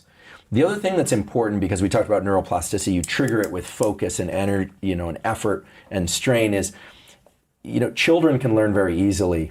Their brain is hyperplastic, and very quickly the whole job of the young brain is to take things that it's taught and very quickly pass it over to reflex, including right. morals So and beliefs. it's automatic. And this is what's scary, is also, the things that kids hear and they believe and they're exposed to, those beliefs become reflexive. Now, around age 25 or so, the brain is still plastic and forever for the entire life, but then you need more focus, and you need what's called self-directed plasticity, neuroplasticity. Self-directed, meaning the only person that can change their brain for the better after about age 25 is the actual person. You can't force neuroplasticity on somebody, positive neuroplasticity. So the other element that's really important to plasticity is this deep rest phase. And it's associated with the release of the molecule neuromodulator serotonin. Serotonin is a reward molecule, just like dopamine, except that it's released in the brain in response to the subjective experience that we have enough resources. So when we eat a big meal, or we enjoy, even better, when we enjoy a meal with friends or family, and it just feels like one of those incredible evenings, you're reset. It's that feeling of being reset. It has an antidepressive effect. When we are, when you hold, if you hold your child or a partner that you love, or your dog, if you love your dog, there's this feeling of having enough. And so whereas dopamine is really the molecule that makes us look at things outside the boundaries of our skin, like to be in pursuit of things, it really is the pursuit motivation molecule. Serotonin is really about feeling like we have enough in our immediate environment. And it's so powerful because unless that serotonin box is checked off periodically, we cannot lean back into the dopamine outward pursuit process for very long. So we need serotonin. Absolutely. To feel more, complete, whole, safe. Once you feel, this is where people, I think that the go-getters get it wrong, no pun intended, where getting after it and being hard driving is really important. But we've all seen examples of this. I've seen a number of these in Silicon Valley, friends that did very well in tech, get to the point where they reach that finish line, and then they don't have a whole lot of people to share that with, and they end up very isolated and depressed. And then they go through this whole cycle of trying to find themselves. And you need to balance serotonin and dopamine, maybe across the day, maybe across the week. I think in religious practices, all religions really, there's a kind of Sabbath, there's a rest period, for many, or I think all of them. That makes sense because there needs to be a renewal, whether or not people have a religious practice or not. There needs to be a renewal, a recovery to recover the immune system. You can't drive the immune system all week. You need to recover it. This is why I love sports analogies, because there's a preseason, there's a season, there's a postseason where you're really in high stress and emotion, and then there's a postseason. There's an off season for a reason. You can't be in season 10 years in a row. You've got to find time to relax and have a bye week. It's like if you don't have a bye week, you're probably going to get injured eventually. So it's just like trying to create that in your own life. Do you do that for yourself as well? Do you have? Definitely. I've got things I do each day, and I've got things I do on a weekly basis. I'm less good about the annual vacation. I've never done it. It's so hard. I've been doing science 25 years. I'm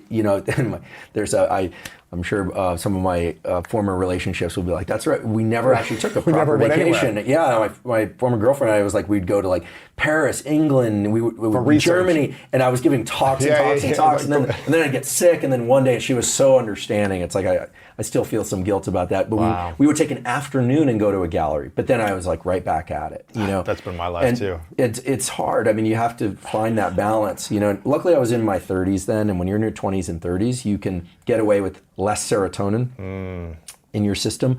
But on a Now day, you need more serotonin. oh, absolutely. So what do you do every day to get more serotonin, or weekly? Sleeping an adequate amount is key. The practice that served me the best has not been a meditative practice. There are two practices. One is called yoga nidra, which doesn't involve any movement. It literally means yoga sleep. This was introduced to me about 5 years ago. Just laying on your back? You listen to a script. There are a lot of scripts on YouTube, and it teaches you there's some breathing involved, but it's really a body scan. You learn to go into deep relaxation. Yes.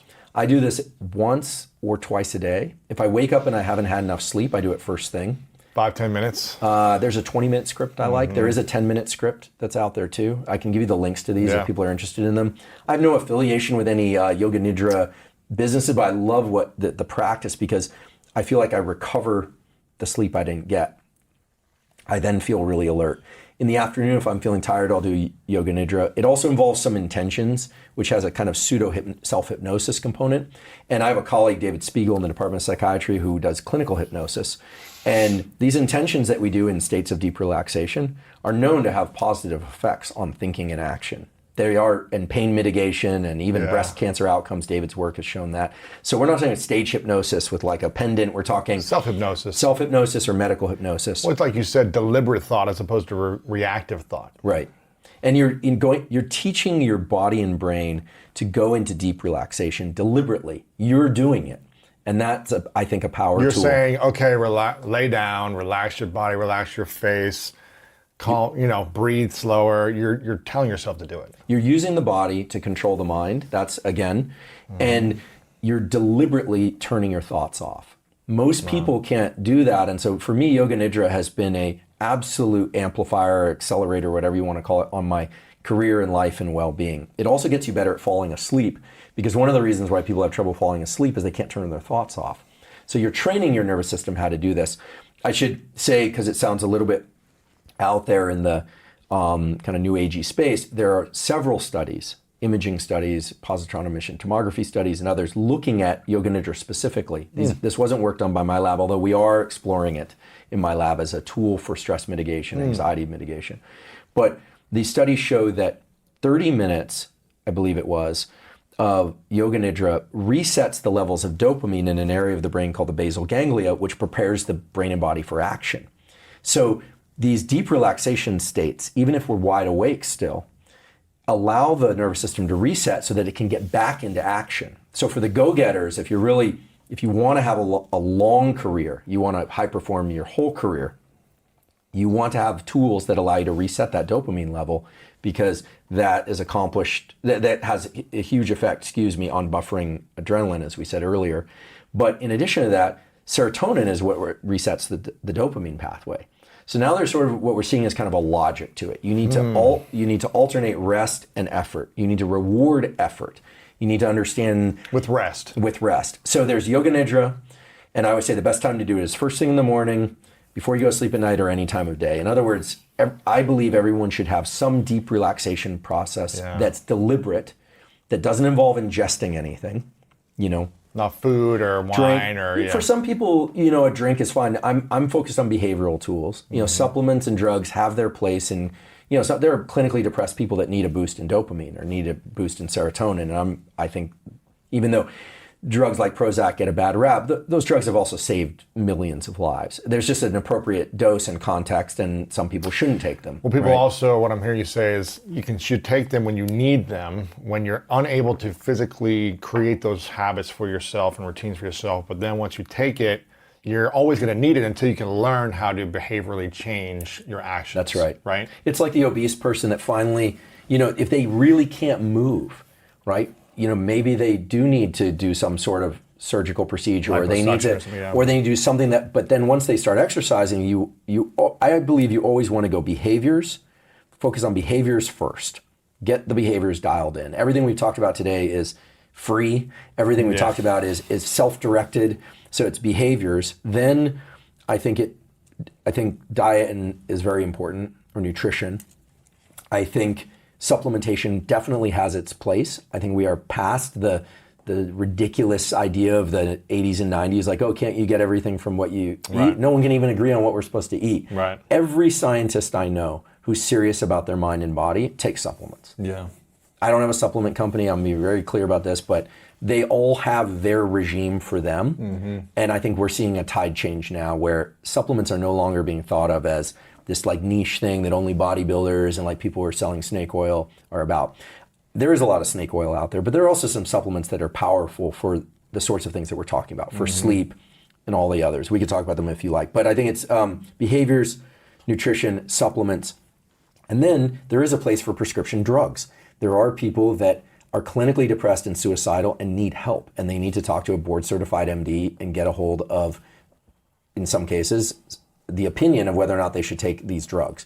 Doesn't mean they should take them forever, but we tend to jump to drugs, and that's why I think a lot of those drugs, they won't change your behaviors. You still need to change your behaviors. That's the easy way out to start, is taking the drugs, but what you should be doing is the behavioral nutrition supplements. If you do those three things first, you should start to feel better. Oh, absolutely. Yeah. Sunlight in the morning, the things we've talked about. Breathing, relaxing, all these things. I have a friend, he's an MD, and he says it beautifully. He says, better living through chemistry still requires better living. Yeah. Right? There is no pill or substance or psychedelic that's going to completely rewire you. It's not even clear what that would look like. Right. And then there's a fifth category that's starting to emerge now, which is brain-machine interface. Things like devices that people put on and to adjust their brain waves, enhance plasticity. There are great devices out there for what I would say reading and measuring from the nervous system, monitoring sleep, for instance, monitoring brain waves. We're still in the infancy of good commercially available brain-machine interface, but I think that will eventually show up. The other thing, because you asked about tools each day, I have a daily practice of doing yoga nidra. For me, that's my form of meditation and sort of serotonin reset. The other one is gratitude. I know gratitude gets a lot of discussion nowadays, but I always want to point out that gratitude it's not complacency. People think it's navel gazing, but it has been shown to increase levels of serotonin in the brain. It's a science. I did an interview with Dr. Laurie Santos. She's the Yale professor, science of happiness at Yale. Oh yeah. I had her on, and I was like, okay, what are the top scientific reasons for happiness right now that are proven? And she was like, gratitude is like one of the top 3 or 4. It's like, okay, so this is not woo-woo anymore. No. She's like, no, this is scientifically proven that gratitude makes you happier. I think gratitude is wonderful. It resets the system so that you can be in pursuit. I think gratitude sounds like complacency, and people are like, oh, I don't want to be a navel gazer. Then I'm not going to be content. Then people fear that they're not going to be in complacent. pursuit. They're like, I'm just happy with where I'm at. But serotonin resets dopamine, which puts you back in the fight and allows you to fight longer and further. And I guess I'm doing this a lot today, but I've had the great privilege of doing some work with these communities. If you look at high performers in these very high risk, high consequence special operations communities, they have gratitude practices. Really? They do.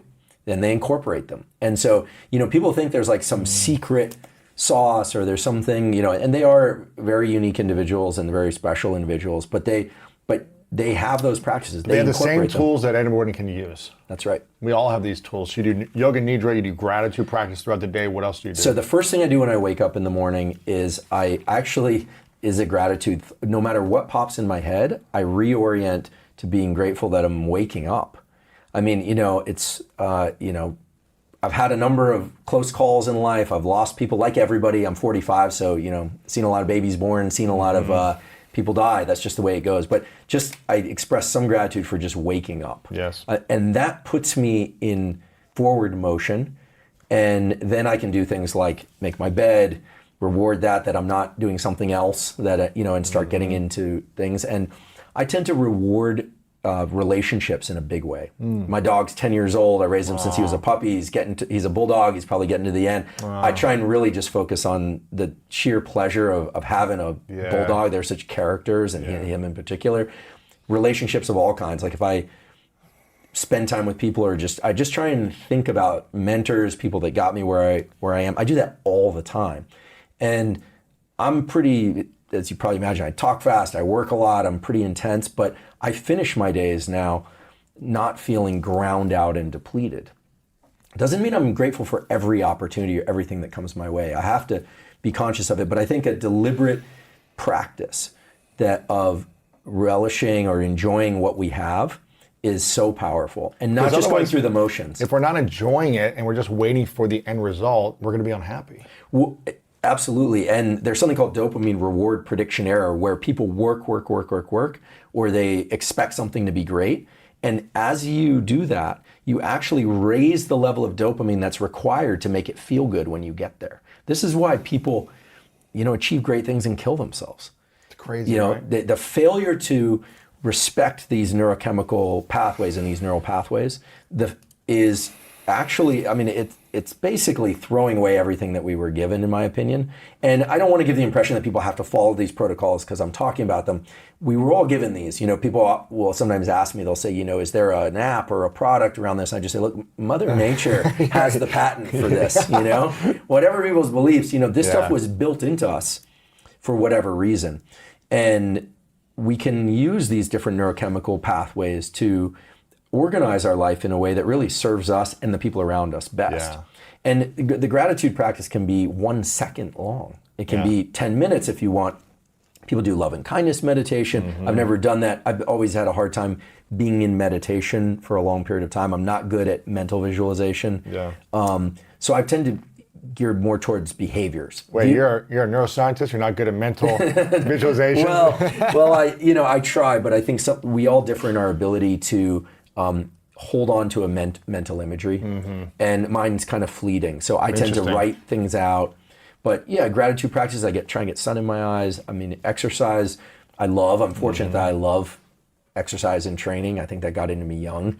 For people that's harder to do, then you just build these things up through subjective reward. Yeah. I want to go back to neuroplasticity at a later age in life. Mm-hmm.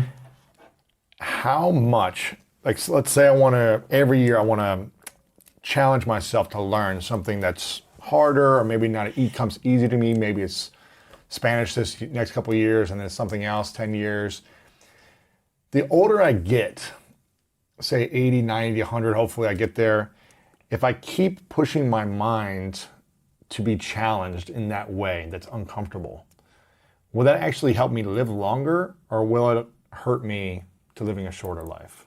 Oh, that's a great question. I hear people who live in the blue zones around the world, right? Who they kind of have their normal routine, they have their family, they walk up a hill every day, they eat a certain way, and they have good community relationships. But I don't know if I've heard them say they're constantly challenging their mind to expand. I'm pretty confident saying that it's not going to shorten your life. Mm-hmm. Remember that the dopamine system, so dopamine and acetylcholine are the primary triggers for adult neuroplasticity. We know this because there are experiments done by a guy named Mike Merzenich at UCSF. If you stimulate the areas of the brain that release dopamine and acetylcholine, you can rapidly induce plasticity, like one trial learning, like Spanish today. Right. Like fluent in Spanish today, which is kind of scary. This is actually the basis of companies that are thinking about inserting wires into the brain and stimulating. I could be fluent in Spanish today? In theory, if you stimulate enough acetylcholine and dopamine release while experiencing enough Spanish, you'd probably have to speak that Spanish. You probably have to read it. Wow. You could remember it and connect it. Yeah, it's possible. It's like Matrix. It's possible. It's like I know Kung Fu. Yeah, we're not quite there yet, but it's possible. It's been done in other forms of learning in other studies. Really? Yeah. Well, what's it called?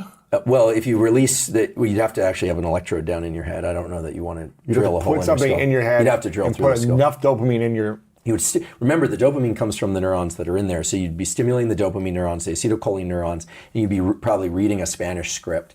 I will say there are... Shut up! Yeah, well, there are programs happening right now to accelerate language learning through implantable electrodes. No way. It's already happening? It's happening. Someone's done it before? It's happening now. They're testing it now. I don't think they're at 1 day for fluency, but they are definitely at massively accelerated language learning. Really? Yeah. I have close friends that do this sort of thing for a living. You know someone who's done this? Who run the laboratories who do this kind of thing. Absolutely. So what do? They put something in your head? Well, the goal, so we know that dopamine and acetylcholine from experimental already published results, if those are released, then in massive amounts, whatever you pair that release with, whatever sensory experience, massively rewires the brain according to that experience. So Merzenic has these beautiful studies where he showed that if you play a certain auditory tones and you stimulate these brain areas, the auditory cortex, the area of the brain that listens and hears and understands sounds, massively rewires according to what was played in that moment. But because these neurochemicals are like gates, they open the gate to plasticity. You normally engage them by focus, agitation, stress and strain, self-reward, etc., or going to, and having a conversation in Spanish where you're like, wow, I'm doing it. I'm fluent. I'm doing it. That's going to keep you down. I get it, right. But you can imagine there are groups on this planet that are very interested in rapidly accelerated language learning that would be willing to put many millions or billions of dollars, probably not billions, toward programs to get massively accelerated language learning by putting either implantable chips in the brain that will stimulate these brain areas, including memory areas, or stimulating acetylcholine or dopamine So release. people have already done this where they cut open their head and put a chip in their brain. These are neurosurgery patients who are already undergoing surgery for other reasons and have And they agreed said, to be "You part want of to the try study. this?" Yeah. Really? Yeah, and there are animal studies doing this all the time. Shut up. Absolutely. And are there any results of this? Well, they're not. The groups that are doing these sorts of things are not going to reveal the results just yet.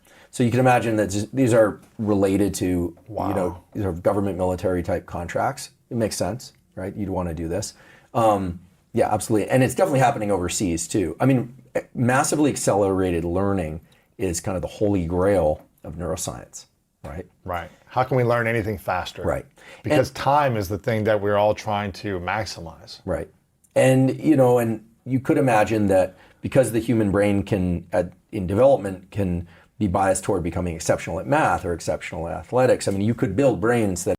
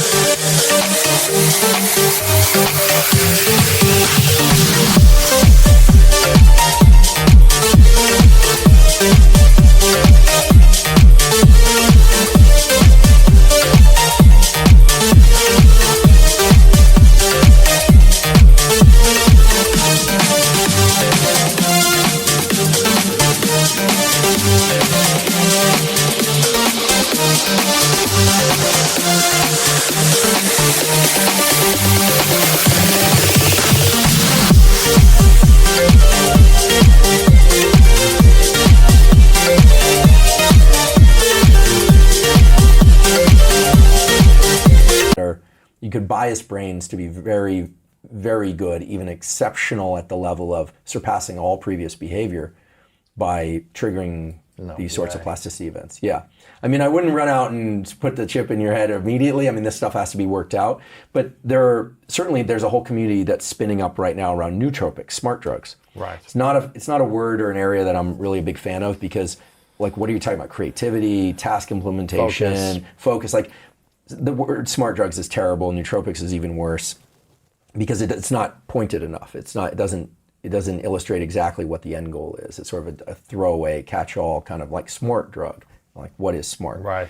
So, but there are, for instance, I know a Nobel Prize winning neuroscientist who chews immense amounts of Nicorette each day. He's in his 70s because it increases his focus. He quit smoking, which stimulates nicotine, and those stimulate acetylcholine. So Nicorette is a nicotinic stimulant, and nicotine is acetylcholine receptor. So his goal is to continue to learn in his old age by stimulating the nicotine pathway. So Really? yeah, he chews nonstop nicotine. Now, I'm not recommending people chew Nicorette. I want to be clear. I'm not a doctor. I don't prescribe anything. I'm a professor, so I'm professing things. But there are things like choline, alpha GPC, that will stimulate acetylcholine release and will allow you, in theory, to learn quicker and better in a bout of learning. So To give you more focus under adversity. They will trigger the plasticity event to be, it's like carving that knife in deeper. But then you need a corresponding increase in the amount of rest in order to make sure that those pathways get better. Think about it like going to the gym. I actually have seen these guys in the gym in LA where they've got electrodes on the muscles. Yeah. So they're maximally recruiting motor units, but then you need that much more recovery because it's unusual to get those high threshold motor units. So you need to rest for 2 days. You can't go back to the gym tomorrow. Right. And a lot of these guys are also drug assisted to the point where you can almost smell it from across the room. Right. But that's another story. Yeah. But that whole area is geared around maximum stimulus, maximum recovery. Maximum stimulus, maximum recovery. So drugs, supplements can accelerate these processes. A fun one from sports, because should have been the Olympics this year, but the sprinters have their own drug community. It's not just the anabolics. Those sprints are won by who gets out the blocks fastest. That's reaction time. And there's lore, I'm not involved in this, but there's lore of sprinters taking drugs to accelerate nerve transmission by focusing on the gun. It's all about hearing the gun and getting out the blocks. So they take drugs to stimulate dopamine and acetylcholine because that puts you into faster reaction, more focused, faster reaction. So is that activating the adrenal receptors so you react quicker? It's actually happening at the neural level, and it's allowing them to hear the gun as it's going off. And not hear it after the fact and That's react. right. Because you can lose by being the last person out the blocks. Yeah. Most of those drugs are illegal, but there's a whole world of drugs in sports that are geared around the mental side and focus and the ability to get into sleep. I mean, you can bet, given now the understanding that sleep is so fundamentally important for performance, people are hacking sleep like crazy. Chili blankets, magnesium, theanine, certain things that I think do work. People are wearing Whoops and Oura rings, and it's all about sleep now, right? It's all about sleep because it's so powerful. And sleep is the ultimate drug. And people are now developing drugs that will allow people to fall asleep and sleep better, function better on less sleep, optimize the amount of slow wave sleep time. Anyway, it's a whole world. I'm fascinated by it because it's the extreme of the things that we're talking about. But for the typical person, behaviors are the way to go. Behaviors. And nutrition is not an area of my expertise, but incidentally, the body is connected to the mind. The body's connected to the mind. And if the body doesn't have good gut health and good nutrients, then it's going to be affecting the way you think and the way you feel and the way you act eventually. Absolutely. It's going to be harder and harder if you don't have energy. Right. And food and nutrition gives you proper energy. That's right. Or it takes the energy away from you. That's right. It depletes you from energy. So the older we get, it's harder to expand our neuroplasticity, but that's why we should be learning new challenging things every year is what I'm hearing you say, to help us. Yeah, and whether or not it extends the lifespan, I don't know, but I do know this. So the dopamine pathway is intimately tied to the reproductive hormone pathway. So testosterone and dopamine have a very close relationship. So much so that they're released, and their triggering of their release is from very neighboring areas in the brain. Because if you think about it, it's the pursuit molecule, right? Like testosterone's main effect is to make stress and effort feel good. That's what it does. It suppresses that kind of grinding response, like it's painful, and increases recovery. In women, which are more estrogen dominant than testosterone dominant, and both men and women both have testosterone and estrogen, of course, estrogen is sort of similar to testosterone in that it's coupled to dopamine. A lot of people think the opposite of testosterone is estrogen. It's not. It's a molecule called prolactin. Prolactin is what's secreted after orgasm. It's what's secreted after a big win, and there's that crash. It's designed to keep organisms in the place they are so that there's pair bonding, there's recovery, and shift them into that serotonin regime. So the reason I mention this is that being in pursuit of goals and trying to trigger neuroplasticity isn't just about changing your brain. It's closely linked to the reproductive hormones, testosterone in men and estrogen in women, meaning it's linked to the will to live.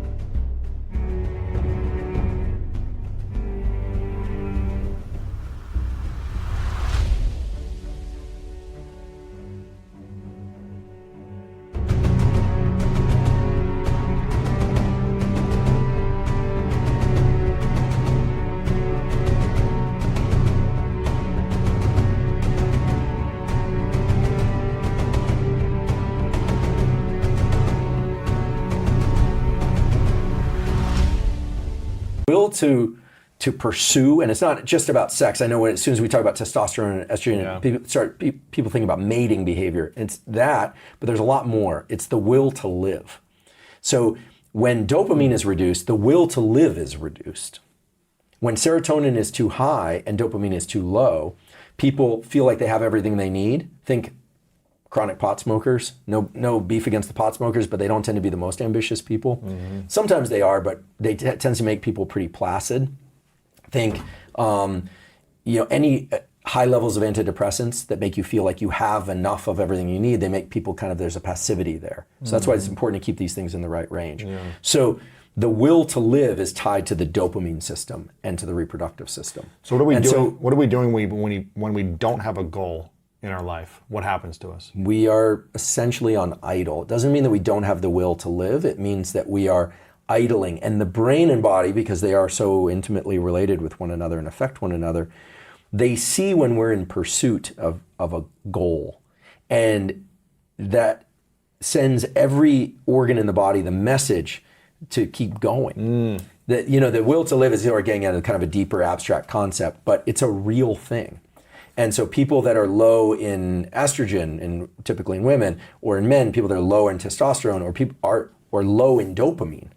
So it's ultimately dopamine, which is motivation and drive and pursuit. You don't want it too high, but you definitely don't want it too low. And we need, in order to increase our dopamine, we do some of these tools. Right. You want to be in pursuit of something. You want friction, but you also want to be able to reward the effort process, reward that friction process. Now keep in mind, children, which have the ultimate will to live, in positive environments, children are wonderful because they're all about the will to explore and live and learn. That it's just their default is to explore, live, and learn. Yeah. And children are flooded with dopamine. You show them a baby something new, and it's like, because the Mother Nature has wired them to use that process to incorporate new ideas and new learnings. That's how they can learn. That's how they learn. The more dopamine they have, they can learn, they connect ideas, and they can grow. They play. I mean, you tell kids a story, a ridiculous story, and they'll go with you on that. As we become set in our ways, it's kind of interesting. The brain, over time, the space between the neurons tends to fill in with this stuff called extracellular matrix. It's like pouring concrete between the neurons. It makes it much harder for them to rearrange and move around. But a lot of beautiful studies, experimental studies, have shown that extracellular matrix, if it can be reduced, the neurons can move around and form new connections. And the way to do that is by triggering some strong pursuit goal. The more important the goal is, the faster the plasticity is going to happen. How does someone like you, I don't want to stereotype a scientist and a professor, but how does someone like you have fun? When most scientists are more like lab rats that are just like focused on the research and the work and getting it done, how do you incorporate play and fun in your life? Well, I love doing science because to me, being a brain explorer is like the coolest thing. I mean, when I was a little kid, I wanted to be an astronaut, and then I didn't pursue that path. But for me, the next best thing is to be a brain explorer and dig around in the brain and try and understand the brain. And but I enjoy. Let's see. I mean, I'm a little bit of a sicko in the sense that I love music, I love food, I love to eat, I love to train, I love friendship. I'm at this point now, and I wasn't always like this. I've definitely experienced depression. I've been there. I'm at the point now where maybe it's the gratitude practice, maybe it's the fact that I'm trying to get enough sleep, and I sometimes do. But I just feel so happy to be in relation to all these opportunities, and the fact that people care about neuroscience and they want to learn, and that there's a place for me in this world to teach it, it's just kind of like an endless source of joy. I love movies, music, friendship, training, food. Your dog. My dog. Art. I think I've found enough things in the world that I love that I feel like I have like five lifetimes worth of things to pursue. What about fears? Do you have a lot of fears? And how much does fear play into the body and mind connection? Well, the fear is huge in the body-mind connection because it can shut us down. I mean, fear can really take us to the point of, from a place of feeling really great to just, it can like crump us all at once. And I mean, the things that, I have several fears. One is, I have this weird history in science where my undergraduate advisor, my graduate advisor, and my postdoc advisor are all dead. They all died young. So it was suicide, man. cancer. It was really rough because I was close with all of them. And so I have one major fear, which is dying without getting the information that I believe should be out into the world. Because I'm struck by this all the time. When people die, there's no download from their brain. There's no fossil record of their thoughts. Unless they write, they speak, they put things out into the world. For some people, it's art. For other people, it's their family, whatever it is. But one fear is that, I'll get hit by a bus or something or have a heart attack before I'm able to express, sort of put out my expression. That's one. And then the other is, these days I have a lot of irons in the fire doing public education, running my lab. My lab's actually 2 labs. I guess a big fear of mine is that, in trying to take on so many things that the quality will drop. And so as a consequence, I've had to really put boxes around my life so that I can really dig in. And I'm blessed to have amazing people in my lab. I mean, my lab operations manager, I would die without him. My graduate students and postdocs, they're phenomenal. And so I'm blessed to have great people around me, but I would say that's one of the big fears is that, that I can't do it all. Yeah. And of course I can't, but I have not tried to learn Spanish fluently. Do you want to or no? I do. Actually, a few years ago, I promised on social media I was going to learn Spanish as proof of principle for neuroplasticity, and that I would deliver some of the tutorials in Spanish because there's huge parts of the world that I think are curious about neuroscience. They don't have access to them, and I abandoned mission temporarily. I'll tell you what, man. I've been saying this for 20 years. I want to learn Spanish, and for whatever reason, I have a Spanish girlfriend now from Mexico, which gives me more of a motivation, which I know you talk about needing some greater motivation. It'll accelerate the process. Yeah, if you have like a reason why, as opposed to just, I want to do this because you're going to quit probably, unless there's a bigger reason, a bigger reward at the end. And I've been saying this since, high school. I took Spanish in high school, college. I've traveled all over Latin America, Spain, everything. I'm a passionate salsa dancer. For 15 years, been dancing extreme amounts awesome. of Guys salsa like you dancing. have bumped me out a number of times because when salsa picks up, there's salsa dancing. I'm like Exactly, the right? door, like periphery of the room. Exactly. Yeah. And that was another thing that I was committed to learning because it was so challenging to learn that I was like, I need to go all in. I need to create like reward loops for myself, all this stuff, because it was so embarrassing and humiliating to get started in something in a completely uncomfortable setting. But now you're very skilled at it. Now I can go anywhere in the world, any salsa club, and find the best dancer and dance with them in a moment without speaking to them and feel 100% confident. That's admirable. It's the greatest feeling. And I want that in every other area of my life. I want it in Spanish because I want this message to reach 100 million people a week. And I know the Latin community could use this message Yeah, so as well. your incentive was the same. I'm like information transfer. Exactly. And, I'm also like, okay, you can translate things. You could have a translator with you. You could have subtitles. No, but my dad's from a Latin country. He's from Argentina, and when people make the effort, they respect it. It's such a deep sign of respect to really go over to somebody else's side and deliver it in a form that's really designed for them. Yeah, that's and it's almost like you have empathy for someone else when you try to learn something that they know, and that's hard for you to learn. So I said to myself, okay, I've tried to do this many times in the last 20 years, and I've always failed. And I was like, I need to pay for it. I need to do it every week. I need to have a one-on-one teacher because I've tried apps, I've tried this stuff, all these things didn't work. And I need to stop thinking about becoming fluent. Right.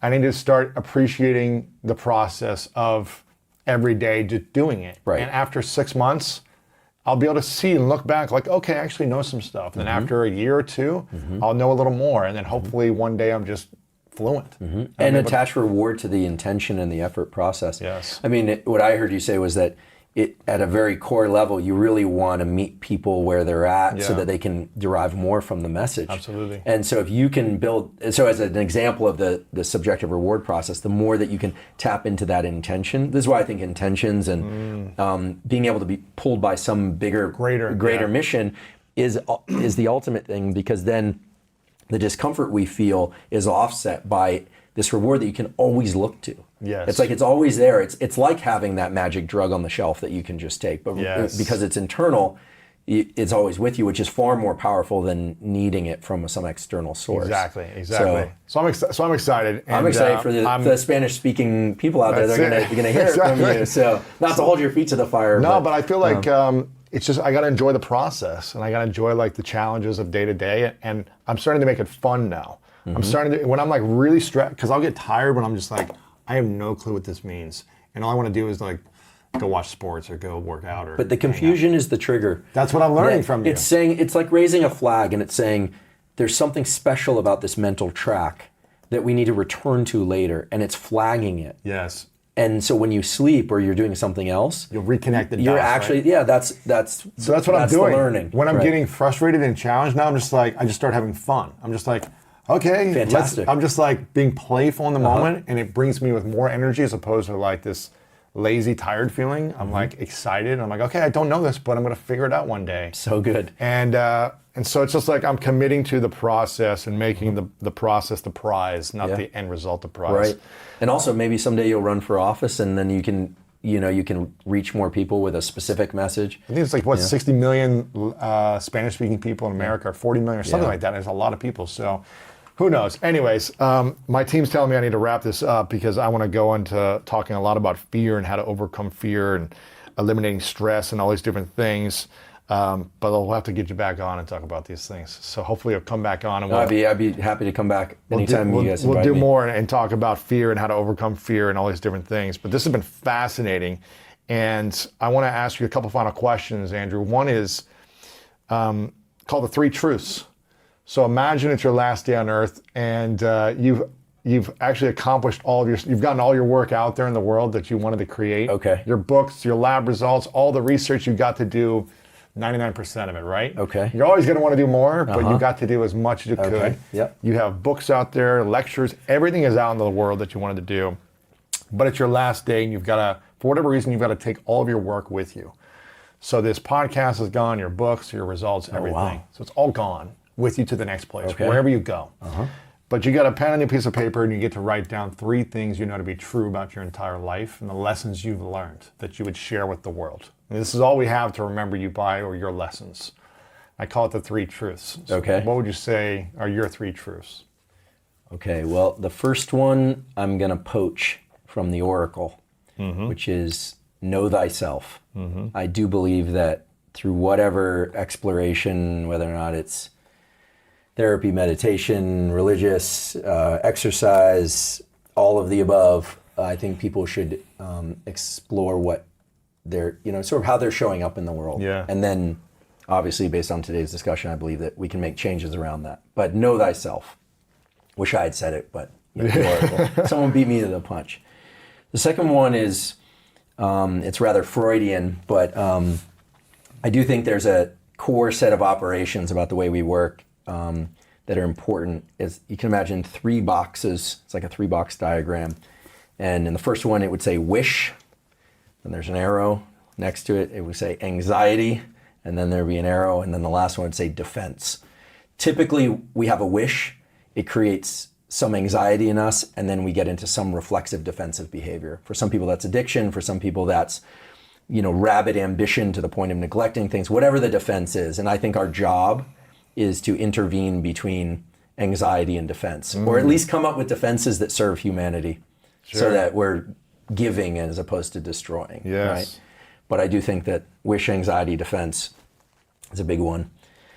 And then goodness. And then for the last one, a couple days ago, I might not have said this, but I had an experience that leads me to say, I think, have fun. Yeah. Because it's the ultimate reset.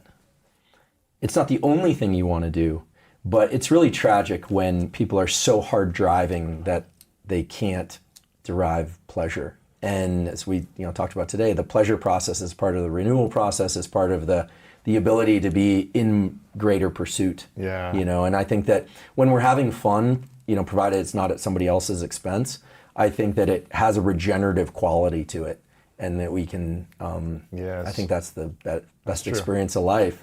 It's hard to learn and grow without having fun, is what I've hearing you say.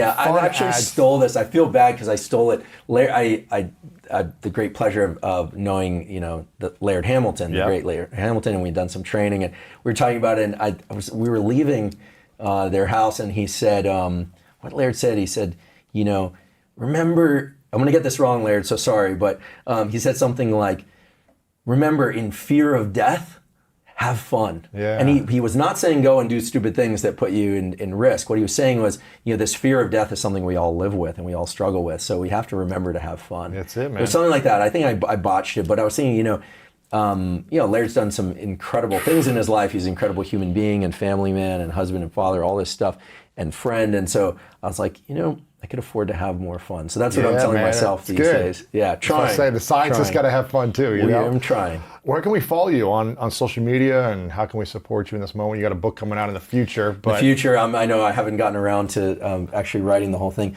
I teach neuroscience and do regular neuroscience posts on Instagram. Yeah, they're fascinating, by the way. And Thanks. what's your handle there? It's Huberman Lab, so HUBERMANLAB. Okay. And right now I'm doing 100 days of neuroscience in the 15-second reels format, Yeah, great. which is a real challenge to me. But I do some longer posts. We talk about everything from stress, fear, dopamine, learning. We touch on some stuff related to like autism, Alzheimer's, things like that. It's not medical advice, but I talk about the research. I invite researchers on to talk about their work, and it's a lot of fun. And Amazing. I love the questions there, so people can send me questions. Very cool. So follow you on Instagram, Twitter as well, Huberman Lab, and you reply to people there. I do. Yeah, mainly Instagram. I do have a Twitter account, but mainly Instagram. Okay, is cool. how to find Awesome. me.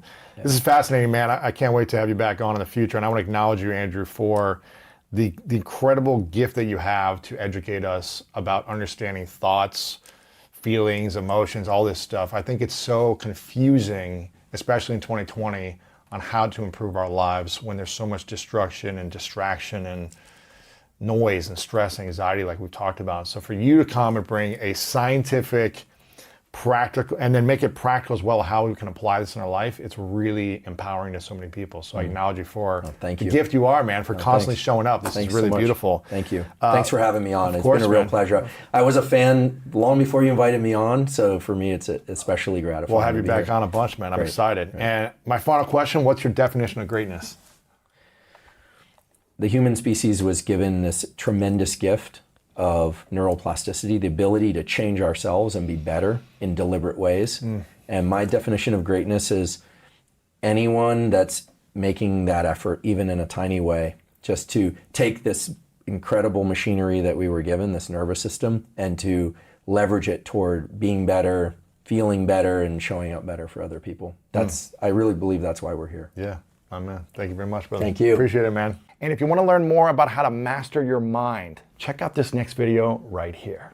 25% of our blood flow goes into this thinking brain, and the rest is like on standby. Do you think it's possible? Surviving. Yeah. Do you think it's possible for someone to, if they're getting a cold or a flu-like symptoms,